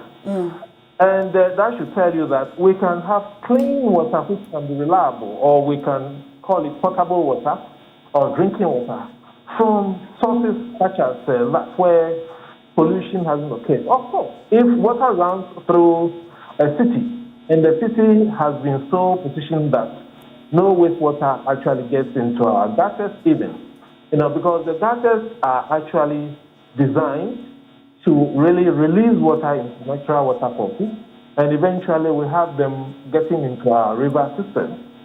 Although it has become what it is now because we have allowed household waste to get into it, and people who are even squatting from other regions of this country are in places where we should actually find out where they are coming from and why they are there, because you can't sleep in a cave and then you will not pollute gutter water, which is not supposed to be polluted. So the assembly have a huge responsibility to ensure that they don't allow people to live anywhere, and if there is a home, that home should not depend on public toilets. Well, we should have our own toilets in our home. And then be careful that the entities that are there to manage solid waste are getting all the waste channeled to them. They should also be responsible. Someone said somewhere that we should be interested in seeing what even the waste management companies are doing to the waste we give to them. Because you follow a vehicle, and by the time you realize the whole load, a big load of solid waste drops in the middle of the street, and they don't care two hoots about it. They drive on and they leave it there. And then other vehicles pass over it, and then they spread. So in the process of being transported, what we are currently preaching to the assemblies is that every assembly should have its own solid waste plant and then its own liquid waste. Doc, I mean, they should have. We have a big responsibility also to really continue the awareness, creation, education, and training, and then enforce the law as strict as possible. Doc, they should have, but the problem with us, and as we have these conversations over the years and months, is that we know what to do. We have laid down plans in our books, but when it comes to implementation, there's a huge problem there. Yeah. The picture you've just painted, I don't know how you feel and how other people feel, but it appears quite complex because you're talking about systems and a whole network that probably needs to be overhauled. Yeah. There needs to be a really dramatic change, because you talk about drainage and my mind is just going all over Accra, looking at what the drainage system is like even here and how that probably affects us. Let me bring in Nano Wusu Sapong now. He's with the Network of Community Water Services and its president. Nana, you've heard Doc, you've heard Mr. Stanley Marty. Do you get a sense that we appreciate the level of seriousness this poses to us as a country? Like I said, quoting the Deputy Director of the CSIR, he is concerned that, look, we may start importing water. Do you get a sense that even for us as citizens, we appreciate and we understand the extent of this?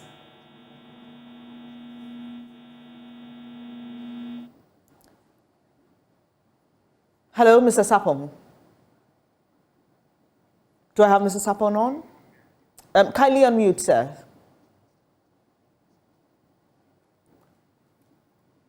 Nana Sapong, kindly unmute your device. Yeah, can you hear me now? Yes, I can. Okay.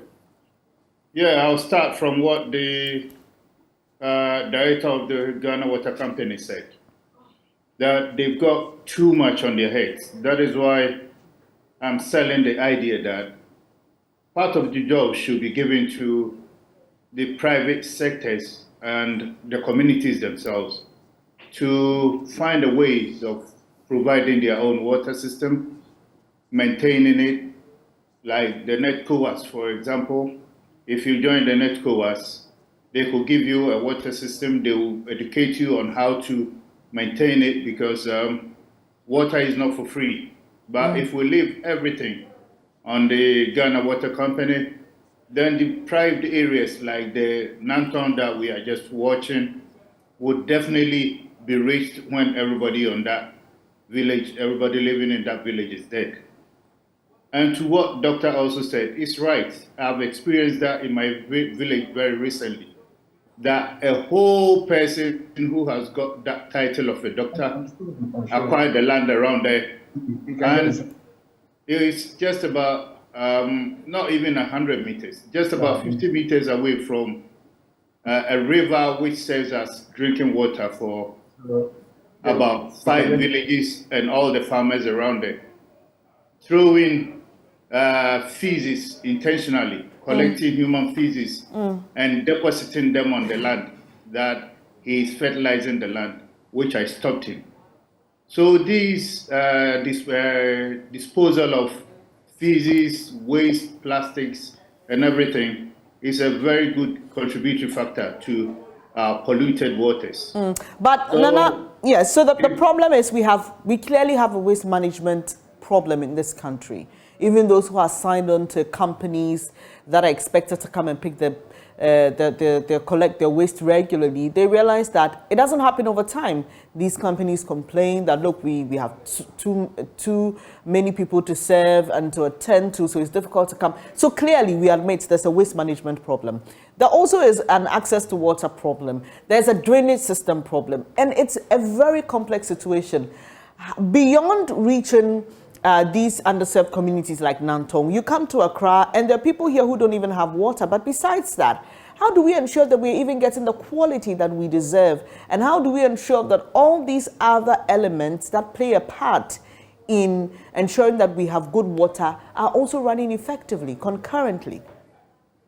Yeah, like what I said at the first interview, if we are allowed to look after our waters ourselves and we have the right education, I think we will look after them better. Because, for instance, if there is a village and with the help of a company like Netcoas, they've been able to acquire a potable drinking water, and they have to look after it.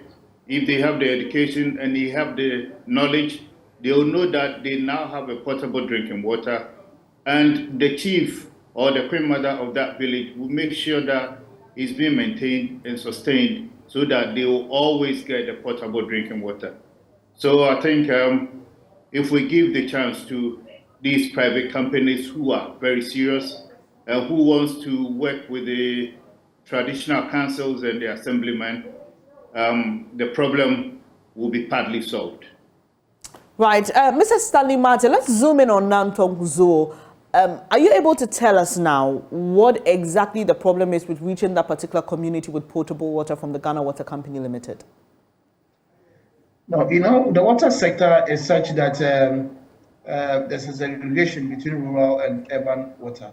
Right. So the GWCL serves urban communities, while Community Water and Sanitation Agency serves the rural communities. Right. So that is how the sector is, and we need to appreciate and work as it is.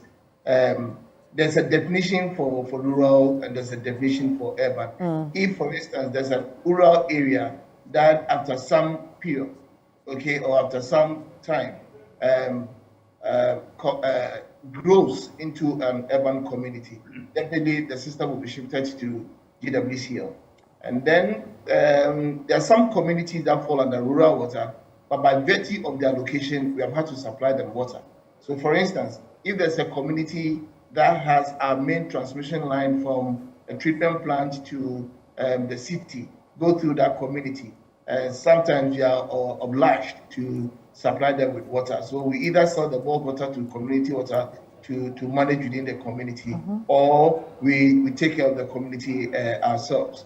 And then there's the peri-urban areas that we also do well to serve. So it depends on your location, and it depends on some other factors. So if everything goes well and we have to supply you water, why not? We will. The ultimate aim is for all Ghanaians to have access to potable and good drinking water. And this community and sanitation water services that serve the rural communities, are they in the same condition or situation as you find yourselves, where there's not enough money to keep it running as you would want it? So for areas where we serve, all our activities also go to those areas. So for instance, if we serve any community that may come under the definition of rural, but is served by Ghana Water Company Limited, our quality assurance department will still go there and to do the necessary things that they have to do in terms of post-chlorination, in terms of sampling of the water for the daily analysis and all that. But if it doesn't lie within our jurisdiction, then until the GWCL is called to help, we do not go there. But I know that the community water is also improving on their services, coming out with laboratories and all that to enable them to do some of these activities.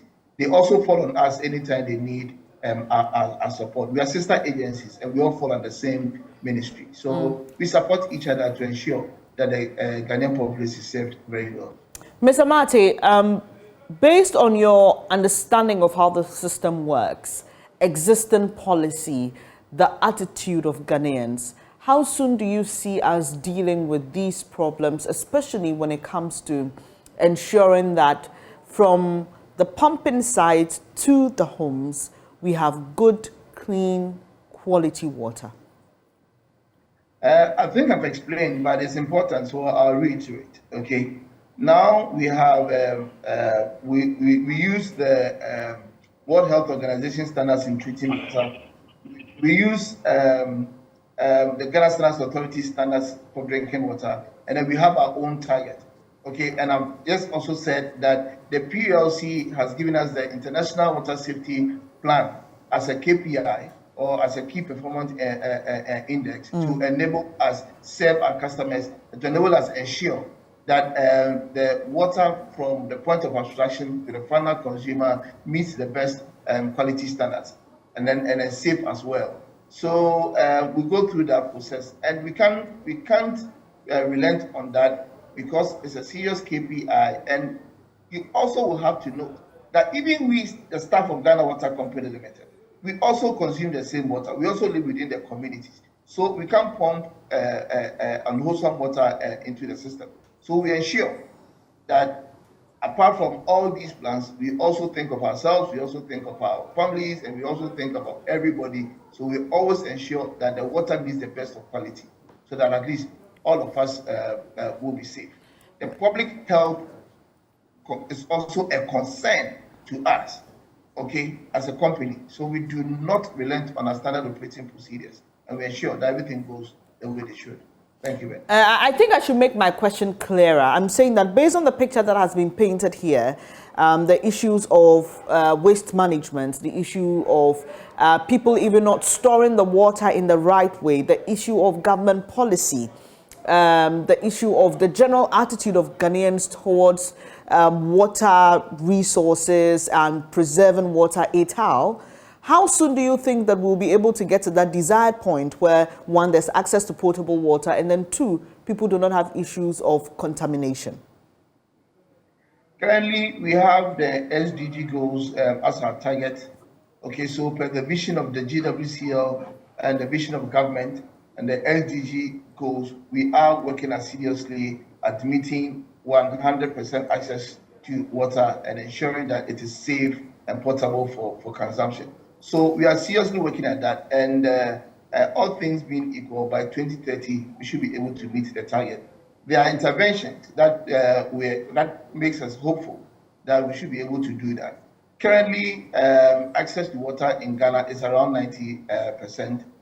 In the last few years, there's been expansion of our treatment plants. There's been a lot of projects ongoing.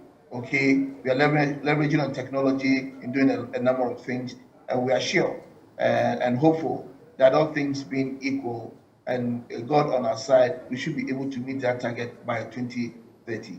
Even if we are unable to meet it, it means we'll be so close that Ghanaians will be comfortable.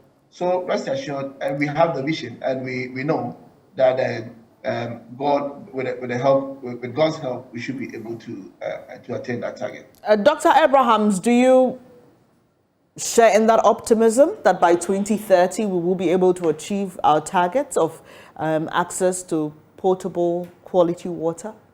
Yes, we could come very close to that. It's all a matter of attitudinal change. I am hopeful, and it is my expectation that things will change.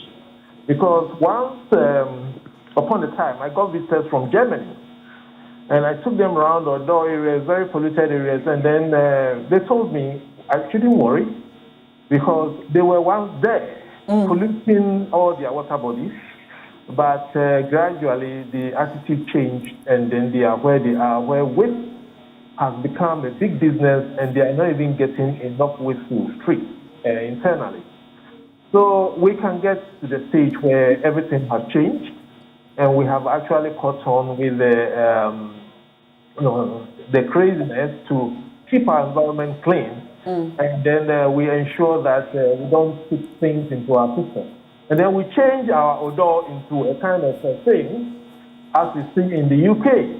So things are going to change. And now that we are making strides in making education free, I think it will give place to people getting more and more enlightened, because we'll have then an elite society.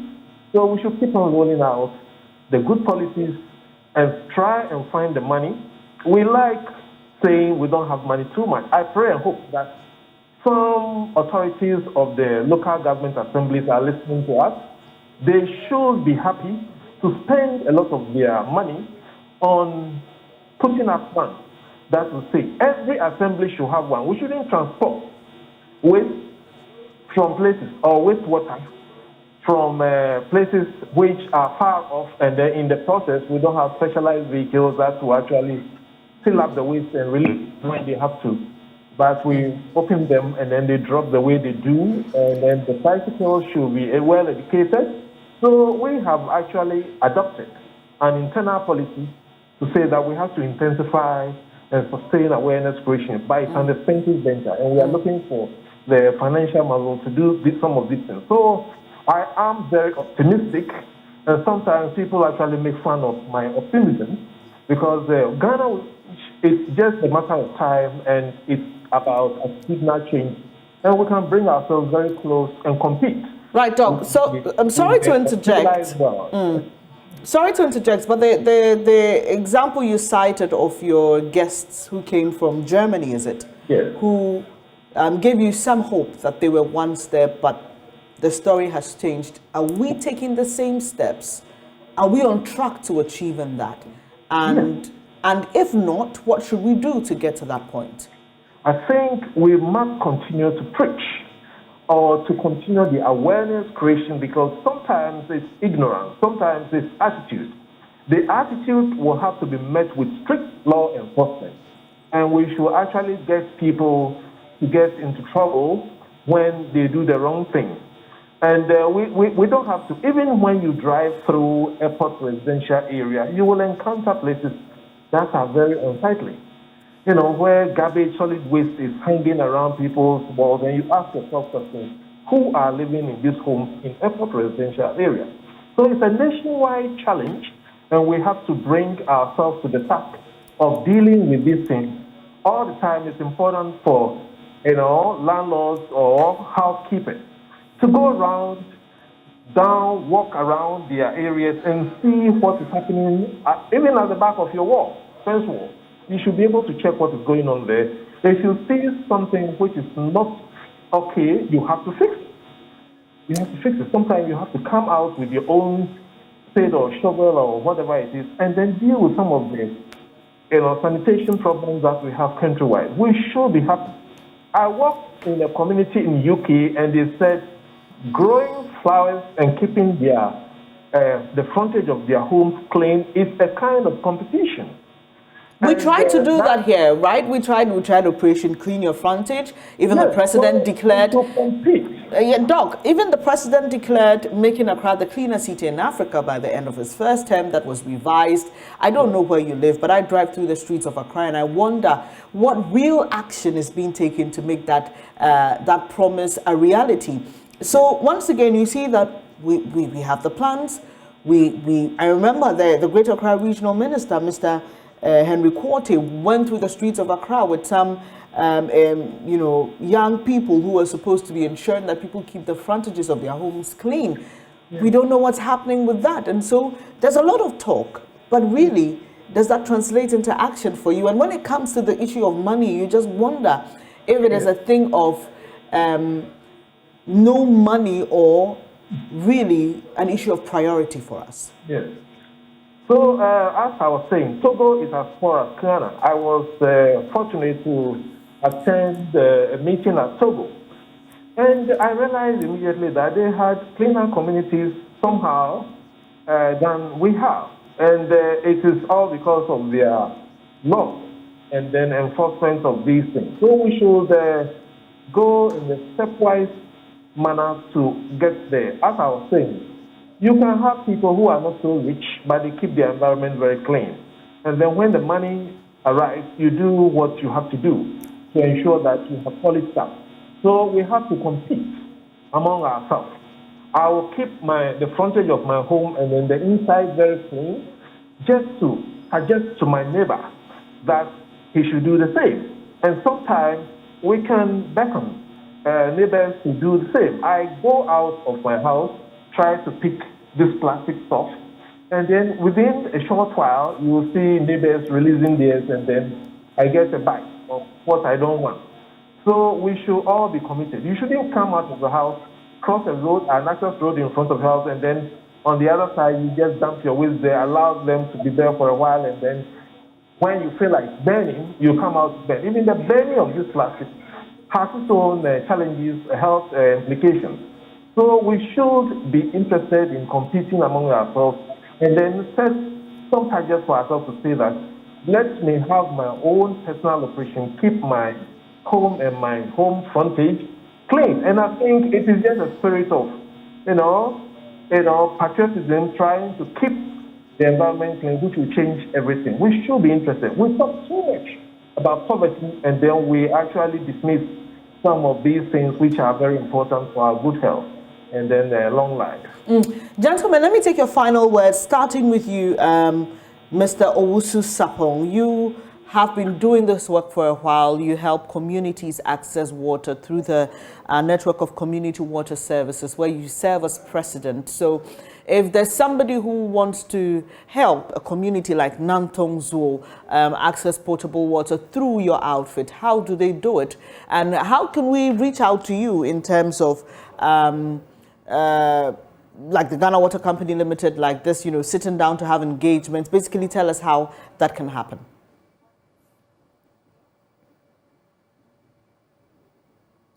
Hello, Nano Owusu Sapong. If you can hear me, kindly unmute your device so we can hear your response. Yeah, first, I'll recommend NetCoWAS to all the communities, chiefs and assemblymen to join NetCoWAS, because we give you complete access to your water services. We help you financially, we help you technically, and then we give you the education as well. So if all these people, all the chiefs in the communities will join the NetCoWAS, I think they can have the power, because they have the power, especially in the rural areas. They have the power to control the place. Ghana Water Company doesn't live in the rural areas. CWSA doesn't live in the rural areas. It is the chiefs and the assemblymen that are always there to, for example, control waste disposals and then maintain their own water services. So I recommend NetCoWAS to all of you. And if you want to join NetCoWAS, you can get NetCoWAS on PO Box AN 18260 Accra North. Or you can get us when you Google, you will get NetCoWAS. Call us, speak to us, we'll send you a form to fill, and then we'll engage you. We'll give you financial support, loans to build your own water services. We'll give you the education to maintain your own water services, and then you pass it on to the other villages that are around you. We are ready for every village that needs a potable water supply. Thank you very much. And your final words, Mr. Stanley Mate. Yes, I think I'd want to encourage all Ghanaians to have faith in the water that flows through our taps because they meet the best of standards. And so they should rest assured that the Ghana Water Company Limited will do everything in its quest to supply water to potable and safe drinking water to the people of Ghana. Now, the water, almost every input into the production of water is also imported into the country, which implies that we use a foreign exchange. So if with the little tariffs that we are charging Ghanaians, we also refuse to pay, it affects our operations. Now we want to serve our people and serve our people very well. So our expectation is that all Ghanaians will be responsible enough and be settling their bills promptly so that the GWCL can also invest back into the system to serve them well. And I want to wish all Ghanaians a happy World Water Day, and which is expected to create some awareness, so that at least some awareness on our water resources, that we all manage our water resources very well, so that to serve us and serve posterity as well. So the pollution of our river bodies must stop, not only through illegal mining, but also through fish farming, through the dislodging of industrial effluent and sand winning and all other activities that pollute our river bodies. Let us manage our water resources very well. Thank you very much. And thank you too, Mr. Stanley Marty. Finally, Dr. Ronald Abrahams, Chief Basin Officer with the Water Resources Commission. You get a final bite at this as we commemorate World Water Day today. We've been speaking about access to potable water, focusing on Nanton in the northern part of Ghana. So your final words, Dr. Abrahams, as we wrap up the conversation. Yes, thank you very much. I think what I want to say is that land and water are bedfellows. Whatever you do to land, it will get into water because water is actually moving in the lowest part on land. And then we need to be careful because if you keep a clean, natural or built environment, obviously your water bodies will be clean. So we should be interested in what happens around. Every space around you is part of a water catchment. So whatever you do there is very important. You have to keep your water clean. And we should be interested in ensuring that our neighbors are actually doing the same, and then we have the same kind of spirit. And together we can keep our environment clean and healthy, and we'll enjoy the benefits of long life and good health. Thank you so much, and hopefully the next time we have this conversation, you will be as optimistic as you are today concerning Ghana's ability to reach the SDG on access to potable clean water by 2030. You're watching the AM show with me, Bernice Apubedu-Lanza. I know you have a lot to say. You may want to share something with us. That will come up later in the show when we get interactive with you. We'll take a quick breather now. When we come back, Benjamin Akakpo will be delving into the conversation concerns by Ghanaian students in Hungary who haven't received stipends from government for over 8 months to stay.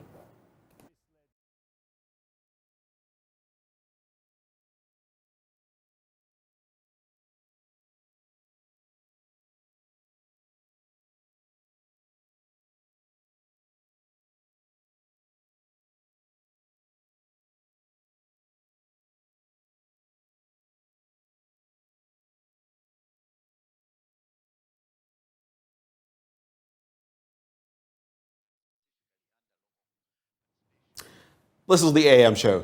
Welcome back. Now, having spoken about water, especially on a day like this, World Water Day, we transition to talk about the dire situation, the plight of some Ghanaian students in faraway Hungary. You could say they are hungry in Hungary. What exactly has the situation been? For about 8 months, their stipends have not been paid. They are saying this is impeding their academic work and it is hampering other activities that they would want to, as students, engage in. Well, this morning we engage 2 of them, in fact 3 of them, on that all-important conversation. We have joining the conversation Alfred Obuobi. He is a Ghanaian student in Hungary.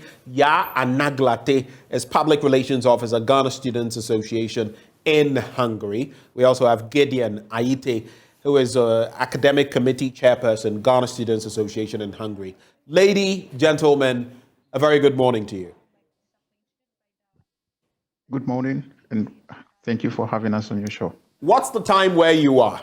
I said morning, but it could very well be some other time. What's the time where you are? It's morning, actually.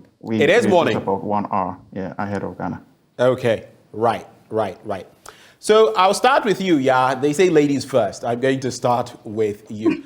How long have you been in Hungary, and what exactly are you studying? I've been in Hungary for over a year. I'm close to 2 years by July. And I'm studying an MBA, a general MBA at the University of Miskolc. Okay. What got you to go to Hungary? I mean, what was it? Was it the scholarship opportunity? What was it that enticed you about going to Hungary to study? Well, the important thing is the scholarship opportunity. Okay. Schooling or furthering your education is very expensive, as we all know.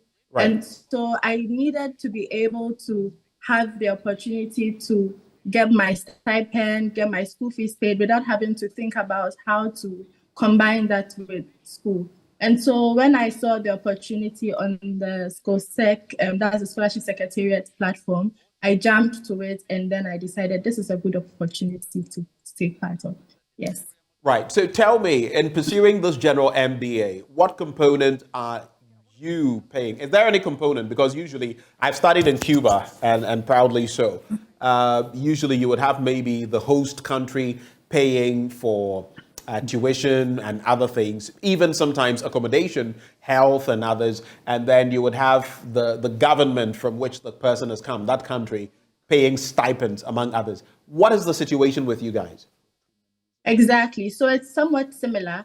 So the Hungarian government pays for your school fees and pays for a certain amount of your accommodation. That's like, give or take, 40,000 forints.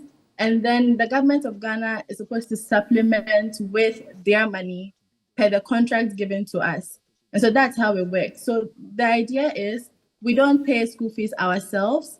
And for those of us that stay in hostels in the countryside of Hungary, the the government pays for that, as in the Hungarian government. But the issue here is those in Budapest who are not able to have access to the hostels have to pay rent. And so that 40,000 that the Hungarian government gives the students there or us is not enough, because rent in Budapest is minimum 100,000 forints, right? And so that 40,000 doesn't cover anything. It's not even half of that. And so that's why the government of Ghana, per the contract they gave us, assured us that they'll be able to support us. And in that sense, they would help us with stuff like that, basically. So is it all of you, the students from Ghana who are there on scholarship, do all of you get these stipends? On the back of, I'm only asking on the back of the situation you've narrated, those of you in the not so urban areas versus those in the urban areas. Are all of you on these stipends? So all of us who've come through to Hungary through the Ghana Scholarship Secretariat, yes, that's what I mean, are on the stipends with the Ghana government, yes. Okay. Hold for me. Let me also bring in Alfred. I just want to get a basic understanding of how you got there, what the process was from the Scholarship Secretariat, and then we shall advance the conversation into your stipends. Alfred, what is your story? Well, Alfred is not with us, so Alfred is not in yet. All right, Gideon, what is your story? Yeah, so thank you for having us. So it's been the situation that I arrived in 2021, and the agreement is that the Scholarship Secretariat pays you some stipends, and this is supported by the Hungarian government, who is paying the tuition and some amount of stipend. It's just like Yah has narrated, about 40,000 if you are staying in a hostel, and then about 80,000 if you're staying outside of the hostel. Before you go on, just give this to me. And this is Gideon Aite speaking, right? Gideon. That's correct. All right, yes. so let's let that reflect. Gideon Aite is the one interacting with us now. I'd like to find out, these 40,000 or 80,000, what's the currency again? Florence? It's Hungarian forints, yes. Forints, right. These 40,000 or 80,000, what exactly can they do? I mean, today if you ask someone, what can you do with 50 cedis? They'd be able to tell you, oh, I'll buy a loaf of bread, I'll buy this and that. What can 40 or 80,000 do? Just to give us a good picture of what that means. Let me just paint the picture so that it's Ghanaians can relate to it. So I'll try to convert it into cedis. So 40,000 is about, as it stands now, about 1,400-ish. And if you have to pay rent on the back of 40,000 for it, rent is already like 100,000, which is like 4,000 Ghana cedis. So you already see that that's nowhere near what you need to pay your rent. Is this rent? Is this rent in Budapest or in the rural areas? What would the rent look like? It's pretty much the same. In fact, in the rural areas where students have to rent, some are paying as much as 120,000 for it. Wow. And in Budapest, where I am, the 100,000 forints, which is about 4,000 Ghana cedis, is going to get you a shared apartment. It's not like you have your own space, like a studio or something where you can have your peace of mind when you are studying or anything like that. This is a shared place, you know. So it's quite difficult, and you have to combine that with your sustenance. It's so expensive these days. Let me just try and pin this. If you want to buy, let's say, a bag of rice, let's say 5 kilograms, if you compare it to Ghana cedis, about 200 Ghana cedis. So already you are paying like 10,000 for it to get a bag of 5 kg rice. And that will last you so much. So students are really having to, you know, juggle, you know, the inconvenience of, you know, studying and having to work on the side to just make ends meet. And this is really, it's a challenge for every student that I know. All right. What is it that you're reading? What program are you reading? And how long have you been in Hungary pursuing this? Yeah, I'm studying civil engineering with a specialization in structural engineering. I have been here since 2021. I'm almost here for about 1 year, 8 months, I think, yeah. What got you to Hungary? Was it the scholarship opportunity? Was it the travel experience? Would you have wanted to pursue this here in Ghana? I'm asking that for just, you know, out of curiosity. Yeah, it was the scholarship opportunity. You know, I have always been wanting to pursue this particular program. That has been my interest for a very long time. So when I got to know about this program, I took my shots, and thankfully I got it. Okay. So pretty much that has been it. Right. How much? Let me go back to Ya briefly. How much does the government of Ghana give you as your stipends, monthly stipends? Yeah. I'll start with you on that. So government of Ghana has agreed, sorry about the background noise. Government of Ghana has agreed to pay master students $400 quarterly. That's the amount of money that has been agreed upon. So every 3 months, months, you have to get $400. Exactly. And every year you're supposed to get roughly, I don't even know the money. So that would be about $1,600, right? Yeah, no, not even that. The book allowance. So there's supposed to be the stipend and there's supposed to be the book allowance. The reason why I can't even say the amount is because it's never been paid since I got here. So I don't even remember how much they even owe us for the book allowance. But for the stipend, it's $400 quarterly every 3 months. Yeah. For master students. For bachelor students, it's around $250 if I am not wrong. 200 and how much? 280? $50. Okay. If I'm not mistaken, for bachelor students, yes. And they also are owed book allowance also, which we don't even know how much they are. Right. So you're pursuing an MBA, and this is your reality. For you, Gideon, is your program a master's program or is it an undergrad program?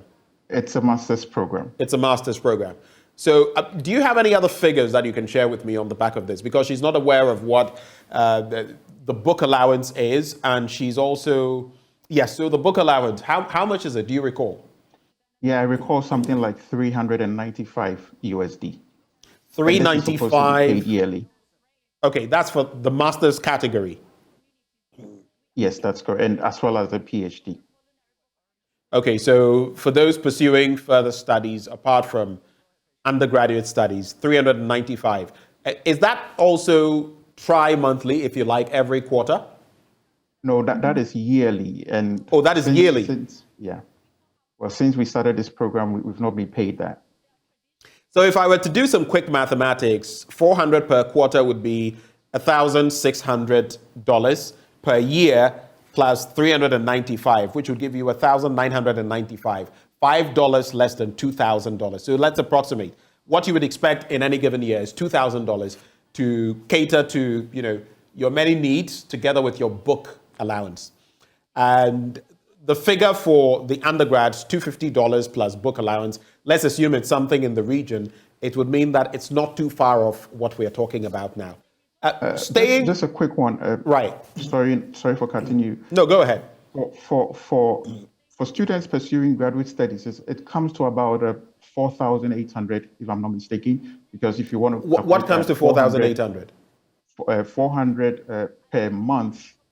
No, Ya mentioned 400 per 3 months. Per 3 months. But this is continuous. So we are typically here for about 4 semesters, and that's a duration of about 2 years. Okay, so I was using 1 year. So I get what you're saying, but I was only, basing this on 1 year. So if you're looking at 1 year, you're looking at $1,995. So if you're looking at 2 years or almost 2 years, then you would get almost $4,000. Do you get it, Gideon? No, it's more. In a year, you have about 4,800, because then like that, if you calculate, because you are paid the stipends even during the summer holidays. Yes, but it's a continuous thing. I'm a bit confused. I am adding the entirety of the year. If every quarter, which is 3 months, you are getting $400. 400 by... No, every month is $400, not the quarter. So the quarter comes to about $1,200. Yeah, you would have to clarify for me here, because you said every quarter you got $400. Which is it, every month or every quarter? I think if Gideon says it is every month, then it is every month. The contract is very tricky because you don't get your money on time, you get it in arrears, and so when you calculate now, it just messes up everything. So if Gideon is sure about it, then he's right.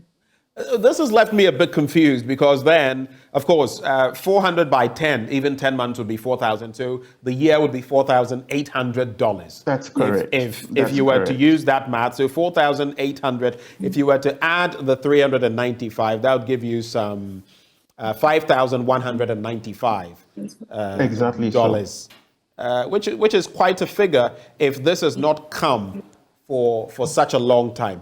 So tell me, if this is the ballpark figure we're looking at, 5,195, how have you coped without these sums of money coming in? This time I'll start with you, Gideon. Yes, so typically what students would do will be to look for student jobs. But then the situation with Russia, Ukraine came, and we had an influx of Ukrainians and other citizens coming into Hungary, and most of them were in Budapest, actually.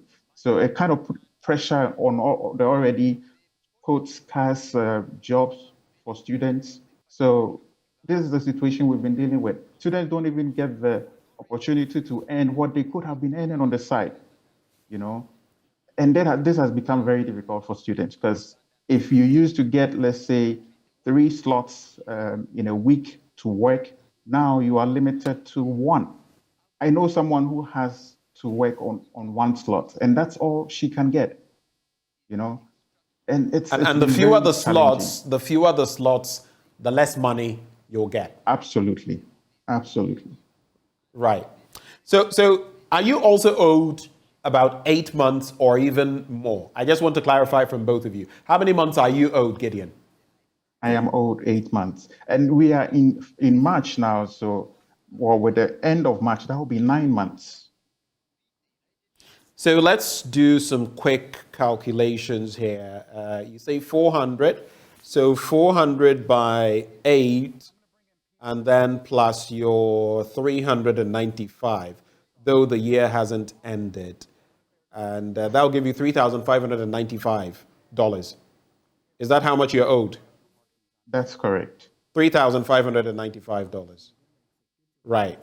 For you, yeah, how many months? 8 months as well? Hello, yeah? I think yeah, he's on mute. Please unmute, Hi. yeah? Please unmute. Sorry, can you hear me? I can hear you now. Same as Gideon, 8 months, and I'm in my 9th month as well. Yes.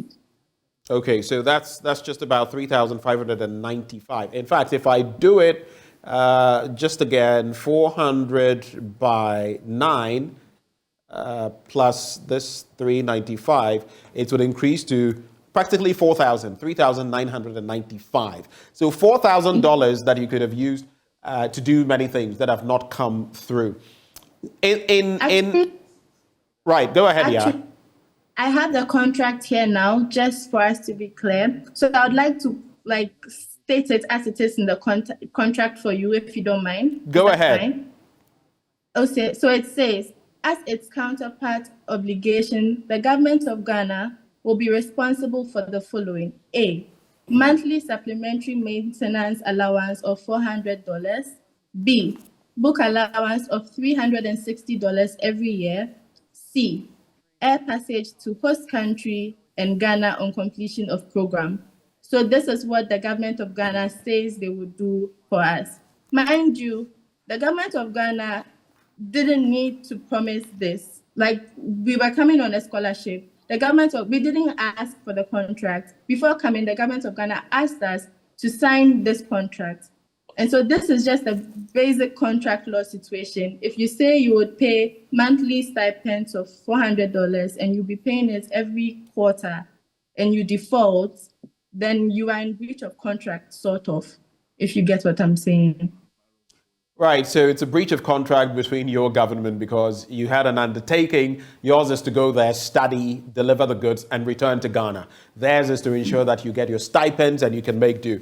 I'll start with you, yeah. How have you kept body and soul together? Because $3,995, or basically $4,000, is a staggering amount, especially for a student. How have you got by? Have you also had to subsist, so to speak, on jobs, and what has that been like?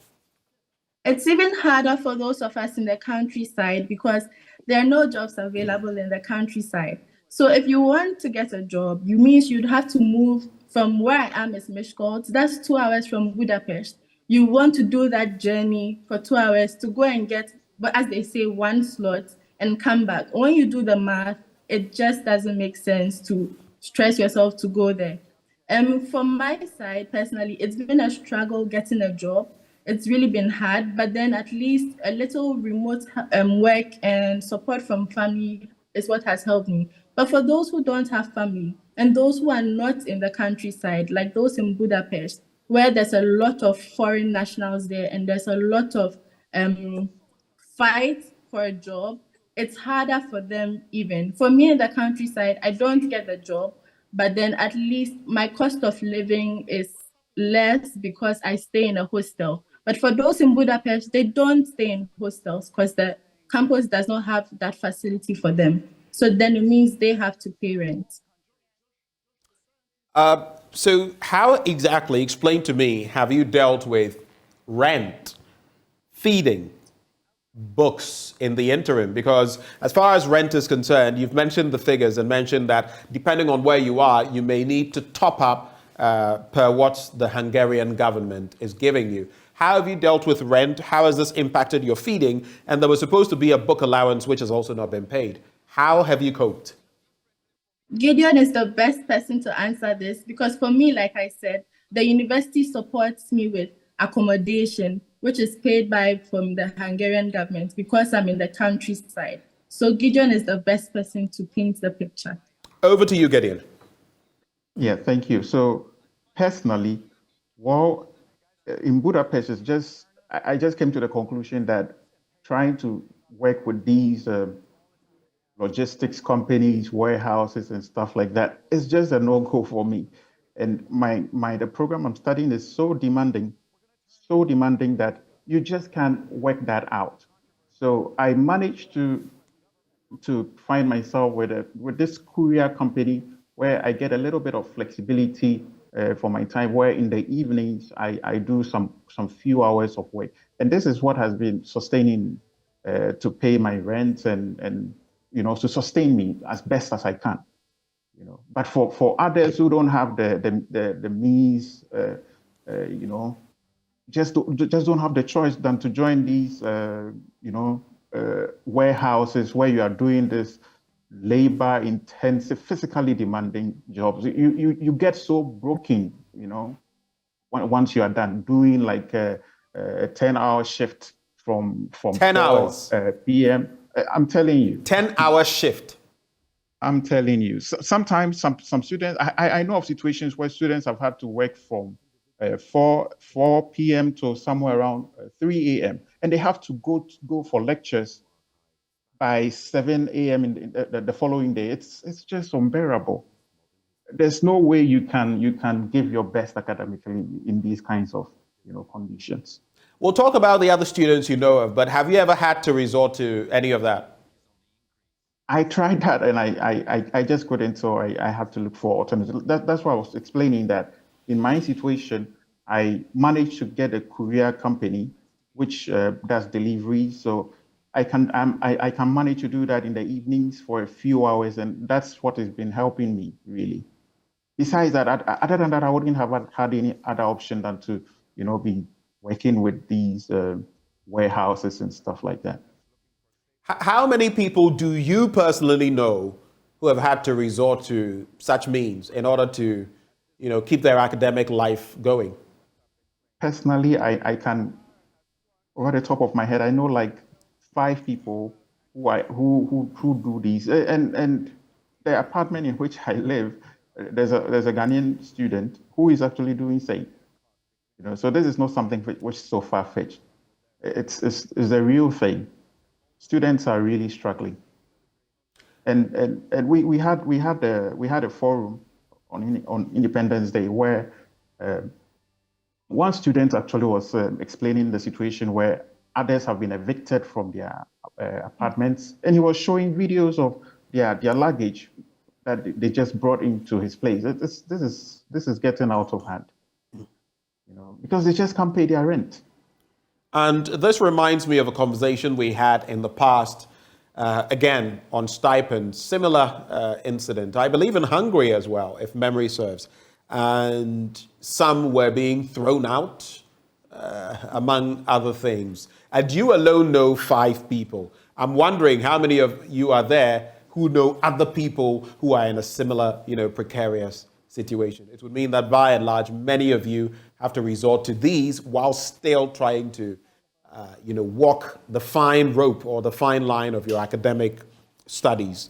Before I come back to Gideon, though you don't find yourself in any such area, do you have any friends? Do you know any other people who are having to truck it like that just to keep themselves going? Do you know any? Yes, I know quite a number actually. Some miss class because it's either you stay in class and you don't have money for like food or something, or you miss class and then you go and get the work done, and then you now have to catch up. Some people are going through a lot of struggles. You have to pay for rent, you have to pay for utilities. The weather is cold, you have to pay for heating, otherwise you'd be in the cold. You have to pay for internet, you have to pay for a lot. And now it's, do you want to study as the reason why you came, or do you want to survive? In other words, you're telling me you're caught between the devil and the deep blue sea. It is either you work and keep body and soul together, or you go to class, but you may be hungry, you may be thrown out for rent and all of that. That's your reality. Yeah. Yes, and you can't even go home even. Someone would say, okay, if it's too much for you, then just come home. You don't even have the money to come home. So how are you coming home? And per your contract, you only come home when you complete your studies, and that is when the government of Ghana will, take care of your flight to the country. Are there any incidents where maybe some people just get so frustrated and say, you know what, I've had it. up to my eyebrows. I don't want to continue with this again. I want to come back to Ghana. Have there been any such incidents that you know of?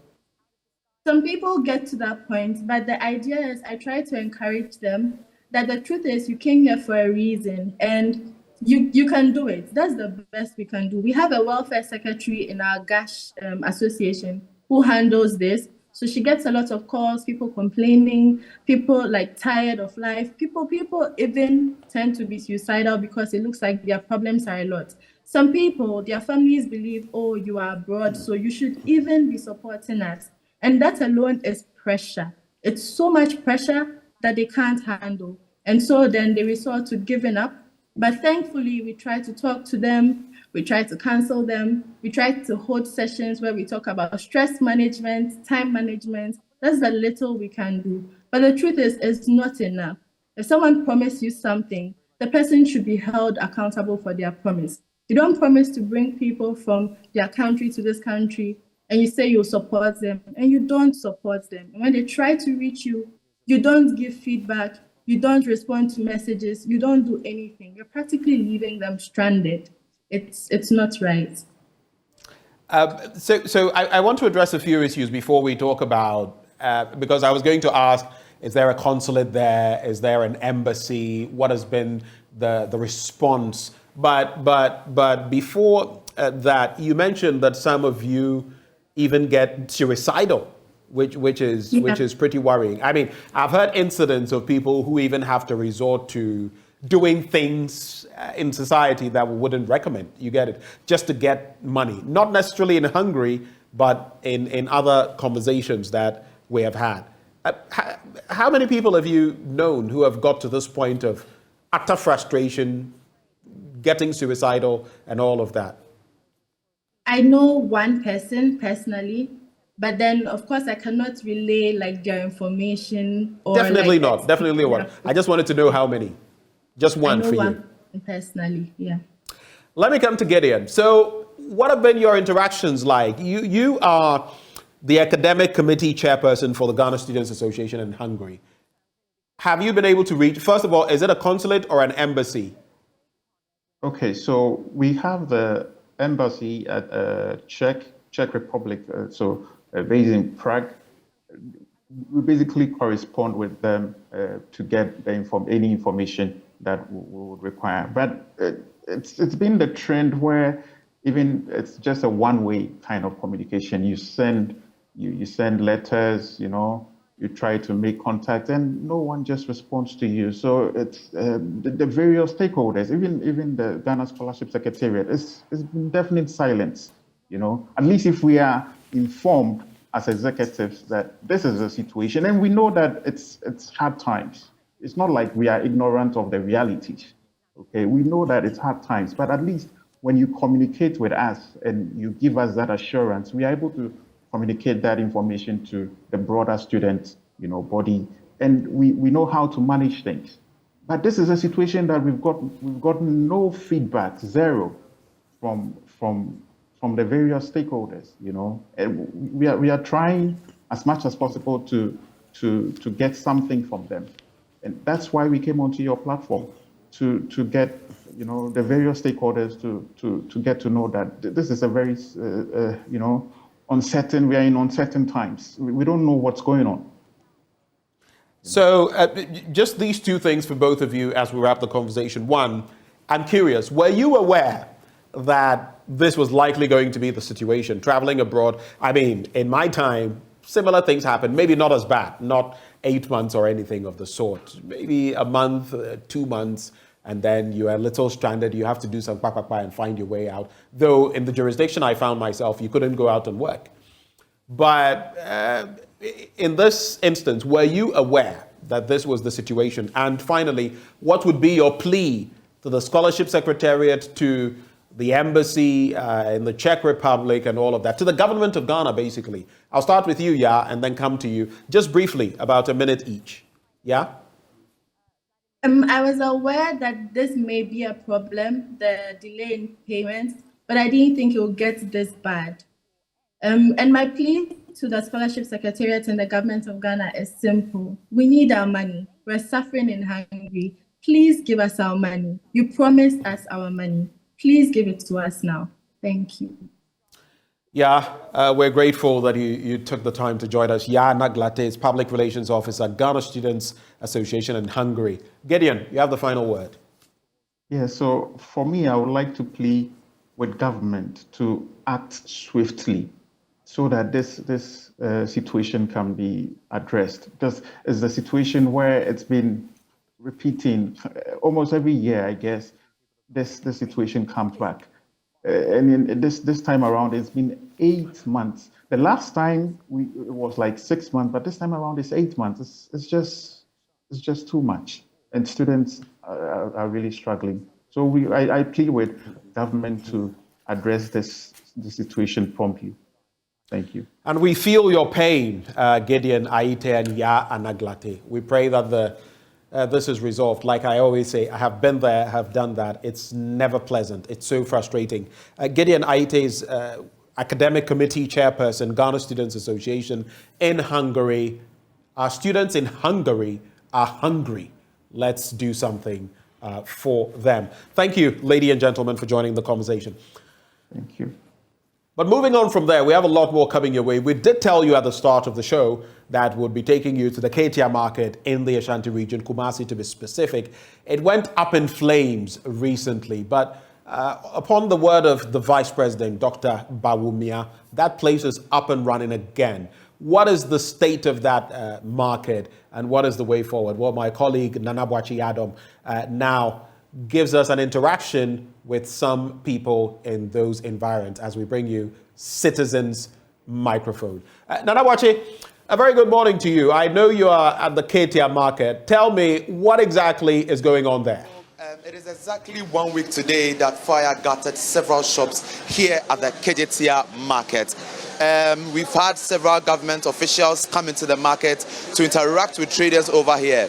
Exactly yesterday, Monday rather, the Vice President spoke to traders and then he told them that the market will be reopened for trading yesterday. And exactly as he said, the market was reopened for trading yesterday. Now you can see that the place the fire gutted has been closed and shut down for reconstruction. So traders occupying all those shops inside that place the fire gutted will be moved out and sent to some other places for trading. So the place has been shut down. It's been closed at the moment for reconstruction. We are here to interact with traders. What is next ahead of them? What they are going to do to make sure that such issue or such disaster does not occur again. Currently, we've seen a lot of contractors inside the place locked up and then they have started work already. So you can see that trading activities have begun here in front of the Kejetia Market and inside the market itself. We have leadership of the market traders union also talking with government officials to do something about those shop owners who will be moved out of their shops to occupy other spaces. Traders union want them to do something for them so that they can also have a means to trade. I have with me the General Secretary of the Traders Union, and I'll be asking him the preparation of the union as the market has been reopened for trading. Welcome to JoyNews. What is your preparation as it stands? Thank you very much. Yesterday when the market was open, we had a series of meetings. This morning, it seems there have been changes in the arrangements we made, because we were told yesterday at the affected area, which is the extension area, they'll be testing some areas. If they are available for people to go and trade in, by the time we get here this morning, these blockades will be moved forward. But this morning, the communication we are receiving this morning is being different, as in they are blocking the whole area indefinitely. What it means is that over 500 shops, which out of that 500 shops, we have only 54 shops that have been affected, are going to be shut down indefinitely. And that's huge losses to us.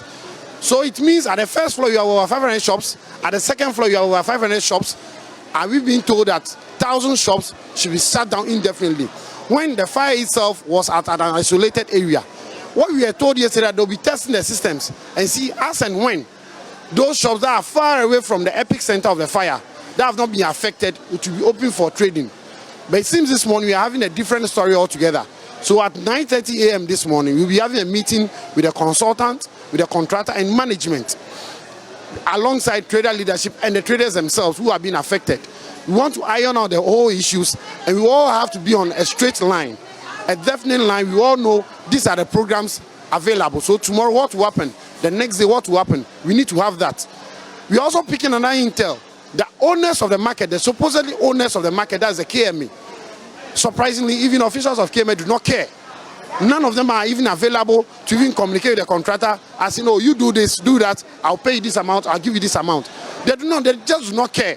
And you see, this is the lackadaisical attitude we've been talking about.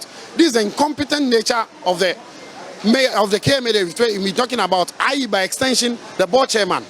So at this moment, frankly speaking, we are getting frustrated. And we traders will not want to be pushed to the wall where our frustrations will make us to start pouring out certain venoms. We want people to, let's all begin to sit down, draw out a roadmap. We know what will happen the next moment, the next 1 hour, the next day, another day, in a week's time, in a month's time. Let us sit down and agree on them because we really do understand what is going on. But I'm being told that they cannot reopen the entire space for trading, most especially for those who did not get affected, because no matter what, if there's reconstruction, the place must be totally shut down, including their shops as well. We are not asking for the whole place to be opened up immediately. No, that's what we are asking for. What we are saying is that the arrangement was that they will open the places in a gradual manner and get to a point in time where they realize, okay, maybe we need to isolate over 100 shops. Then we will know that, okay, we isolate only 100 shops. Then we find a solution for those 100 shops where they can start trading and wait until they finish working on the 100 shops. But this time, this morning, the communication we are getting is that they are shutting down over 574 shops completely indefinitely. My brother. But where are they sending these traders to if they are shutting the entire structure down? That's the big question you are asking. If you are shutting down the whole first floor, which is about 574 shops, when you go to second floor, there have been cracks on the facility. So it means you have over 500 shops that have happened over there. What will happen with this over 1,000 shops that now that you are telling them to just go? Let us do things in a manner that we manage the whole process. If you do not manage the whole process, what you are trying to tell us is that at this point in time, we traders should go and do whatever we want to do. We should go to hell. But you should remember, without the traders, this facility cannot achieve the purpose for which it was put up. But let's come back to the fire incident. Now the market has been reopened. What are you going to do to ensure that such disaster does not occur again? As for that, definitely, we've all learned our lessons in a bitter way. We, the traders ourselves, have learned lessons in a bitter way. Even if, as people are saying, even if it was caused by one person, we have all learned the lesson in a bitter way. From now onwards, everybody will become a watchdog to the other, so that you do not do anything that will put all of us into jeopardy. 5 days, we've not traded. We've lost a whole lot of income. We've lost a whole lot of earnings. What we are going to do is that from now onwards, we are all going to police ourselves. And we are insisting, and authorities that are supposed to implement rules and regulations, they have to do that to the latter. They should stop being incompetent. They should stop being sluggish. Because these fire incidents, the fire service warned management and the board long ago, from 2021 September, January 2022, October 2022, and the last one that was given to them was in 10th January 2023. If they had even prepared adequately for any eventualities. I went to meet the fire in only a single shop. The fire was in only a single shop. If you had the early firefighting systems available, adequate, enough, the fire should have gotten to only about 2 shops. I learned you were the first person who met the incident. What did you do at that point? Apparently, I was not the first person even though, but I got to the fire where the fire was in the single shop, where people were trying to put out the fire. The fire extinguishers they were using was not responding as how it's supposed to respond. So I called the chief fire officer to switch on the pressure pump for us, so that we could use that to douse the fire, because that's the last point of resort, which is a fire hose system, which represents the tender machine fire has been using. It took them 15 minutes for the pressure pump to come on. By the time the pressure pump came on, we had the first 3 blasts, and smoke was all over. At that point, it was very difficult for us to even say we are going to fight the fire from a single shop. And that's how come the fire began to spread all along. At this point in time, what we are saying is that the early response system to the fire, how to respond quickly to the fire to bring it under control, failed all of us. And that's where we are today. But don't you think that the measures being put in place right now by management is the safest of it all? The measures being put in place, we are not saying it's not the safest. What we are saying is that we are all trying to sacrifice at a point in time. When we came to the market yesterday, what we were told is that, yes, we are doing tests of other shops that have not been bent down. Those ones that have not been affected at all, they are not in danger. We will start moving the barricades away from them so that they can start trading. Today, they are telling us that almost every shop around the area, they've not done any tests. They are not ready to do any tests for now, but they are shutting down the whole place indefinitely. This afternoon, we are very much aware. All the 360 fire hydrants in the market, 360 fire hydrants in the market will be tested. We are very much aware. They've communicated that to us, and we are well prepared for those things to be tested. At the same time, they are communicating to us that over the weekend, they want to work on all the sprinklers. We are very much aware, and we are very much ready for that to be done. But when it gets to a point in time where you feel over 1,000 shops to just go without putting any plans in place for them how to earn their livelihood. So if they are shutting down the whole place for the next 1 year, does it mean over 1,000 shops will go and sleep in the house? Okay, so this morning, those shops that will be closed, what are they doing for traders? We don't know. We do not know, because the communication we had yesterday was that it will open gradually. So today, what they are telling us, over 1,000 shops will close. What are the plans in place for those 1,000 shops? We want to know. They should tell us what are the plans in place for them. You cannot just leave them like that, because it's through no fault of theirs. They have to suffer these problems. They have to give us a plan. They have to give us what is going to happen the next moment, the next day, the next week, the next month. Let us know those things. Without that, we will go out of hand. So you can see some of the traders are in front of the market where it has been shut down. They've been denied access. Some of them have been told to go out because they will not allow them to enter their shops, their various shops. Some of them are also pleading with the authorities to give them access into their shops. I can see a woman, she has pleaded with the authorities and she has been given access and entry into the shops. Let me come back to the General Secretary. So now, these traders who will be moved out of the shops, they are stranded. What would be your next line of action as an association leading the traders front? We have called for a meeting with all affected traders, alongside management, alongside the contractor and the consultant. This morning, by 9:30, we are supposed to have those meetings. We will all have to come to the same page. You tell us what you want to do. Management gives us the next action plan as to how to mitigate the effect on these traders. As and how we are going to accept those plans, we will all discuss, we will all come to the same page, be on the same line, so that at the end of the day, we proceed and go. Other than that, if they leave us without communicating to us, if they decide not to mind us, we will also decide to do whatever we need to do to get the problems of the traders, the effect on them mitigated. But now that trading is ongoing, we can see traders are excited that the market has been reopened for trading. Are you not also excited for them aside the challenges? How does that feel? We are excited for those traders who have not been affected, meaning the main structure. We are excited for them because staying in the house for over a week, that's almost 11 days, that was going to be hell for us. We are excited they are working, but our excitement is being cut short because after taking care of the main block, we need to also start concentrating on the affected areas. So our excitement for us leaders has been cut short. We've been called back to duty. We've been called back to work. So as you see me this morning, right from this place, I have a series of things to do because we have to make sure traders who have been affected, over 1,000 traders who are going to be affected by this closure, by this cordon off, we have to know what solutions they are giving to them. The effect of them need to be mitigated. You cannot just leave them like that to their fate. We will not accept it. That traders, over 1,000 traders are left to their fate. For that one, no. They should read our lips. Leadership will never allow that to happen. So that is the General Secretary of the Kumasi Kejetia Market Traders Association. And he says that the Traders Union, they do not agree with the closure of about 500 shops here at the Kejetia Market for repairs. Right as we were speaking to him, we saw some traders evacuating their things out of their various shops and they are sending it to where we have no idea. Their concern is that management should give them a space for trading. But I will speak to some of the traders here who have access to their shops. Ejampacho, your beer market now. How does it feel? You know, I said, the picture will be in normal. And to a moment better than the Yamai. The chance of the Babatadi. And you see, Nanui, and any week now, watch a pepper is see. And then I'm also mobile. Am I own say, Bibisa in Sibiu? I say, obviously, management to her. And they say, BBI, the management in any, and I train. It is say, no, then Ancasano, who is just saying, Yambra, a Johnson to say, who buy a man for Babatoniama. Buy the Jano Nipama.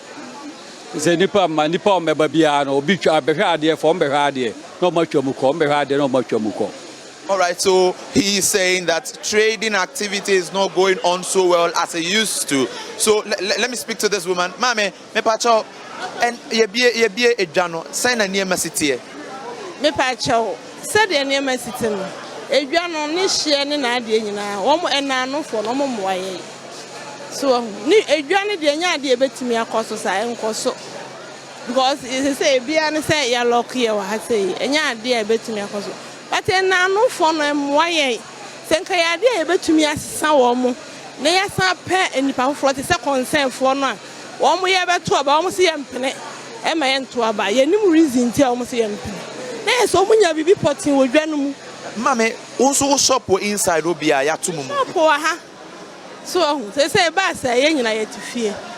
I hadn't then the am. So, hey, funny, a demunina echo. To say, see you were free inside on a yeah, dear, the agent in a hair, baby, and why echo.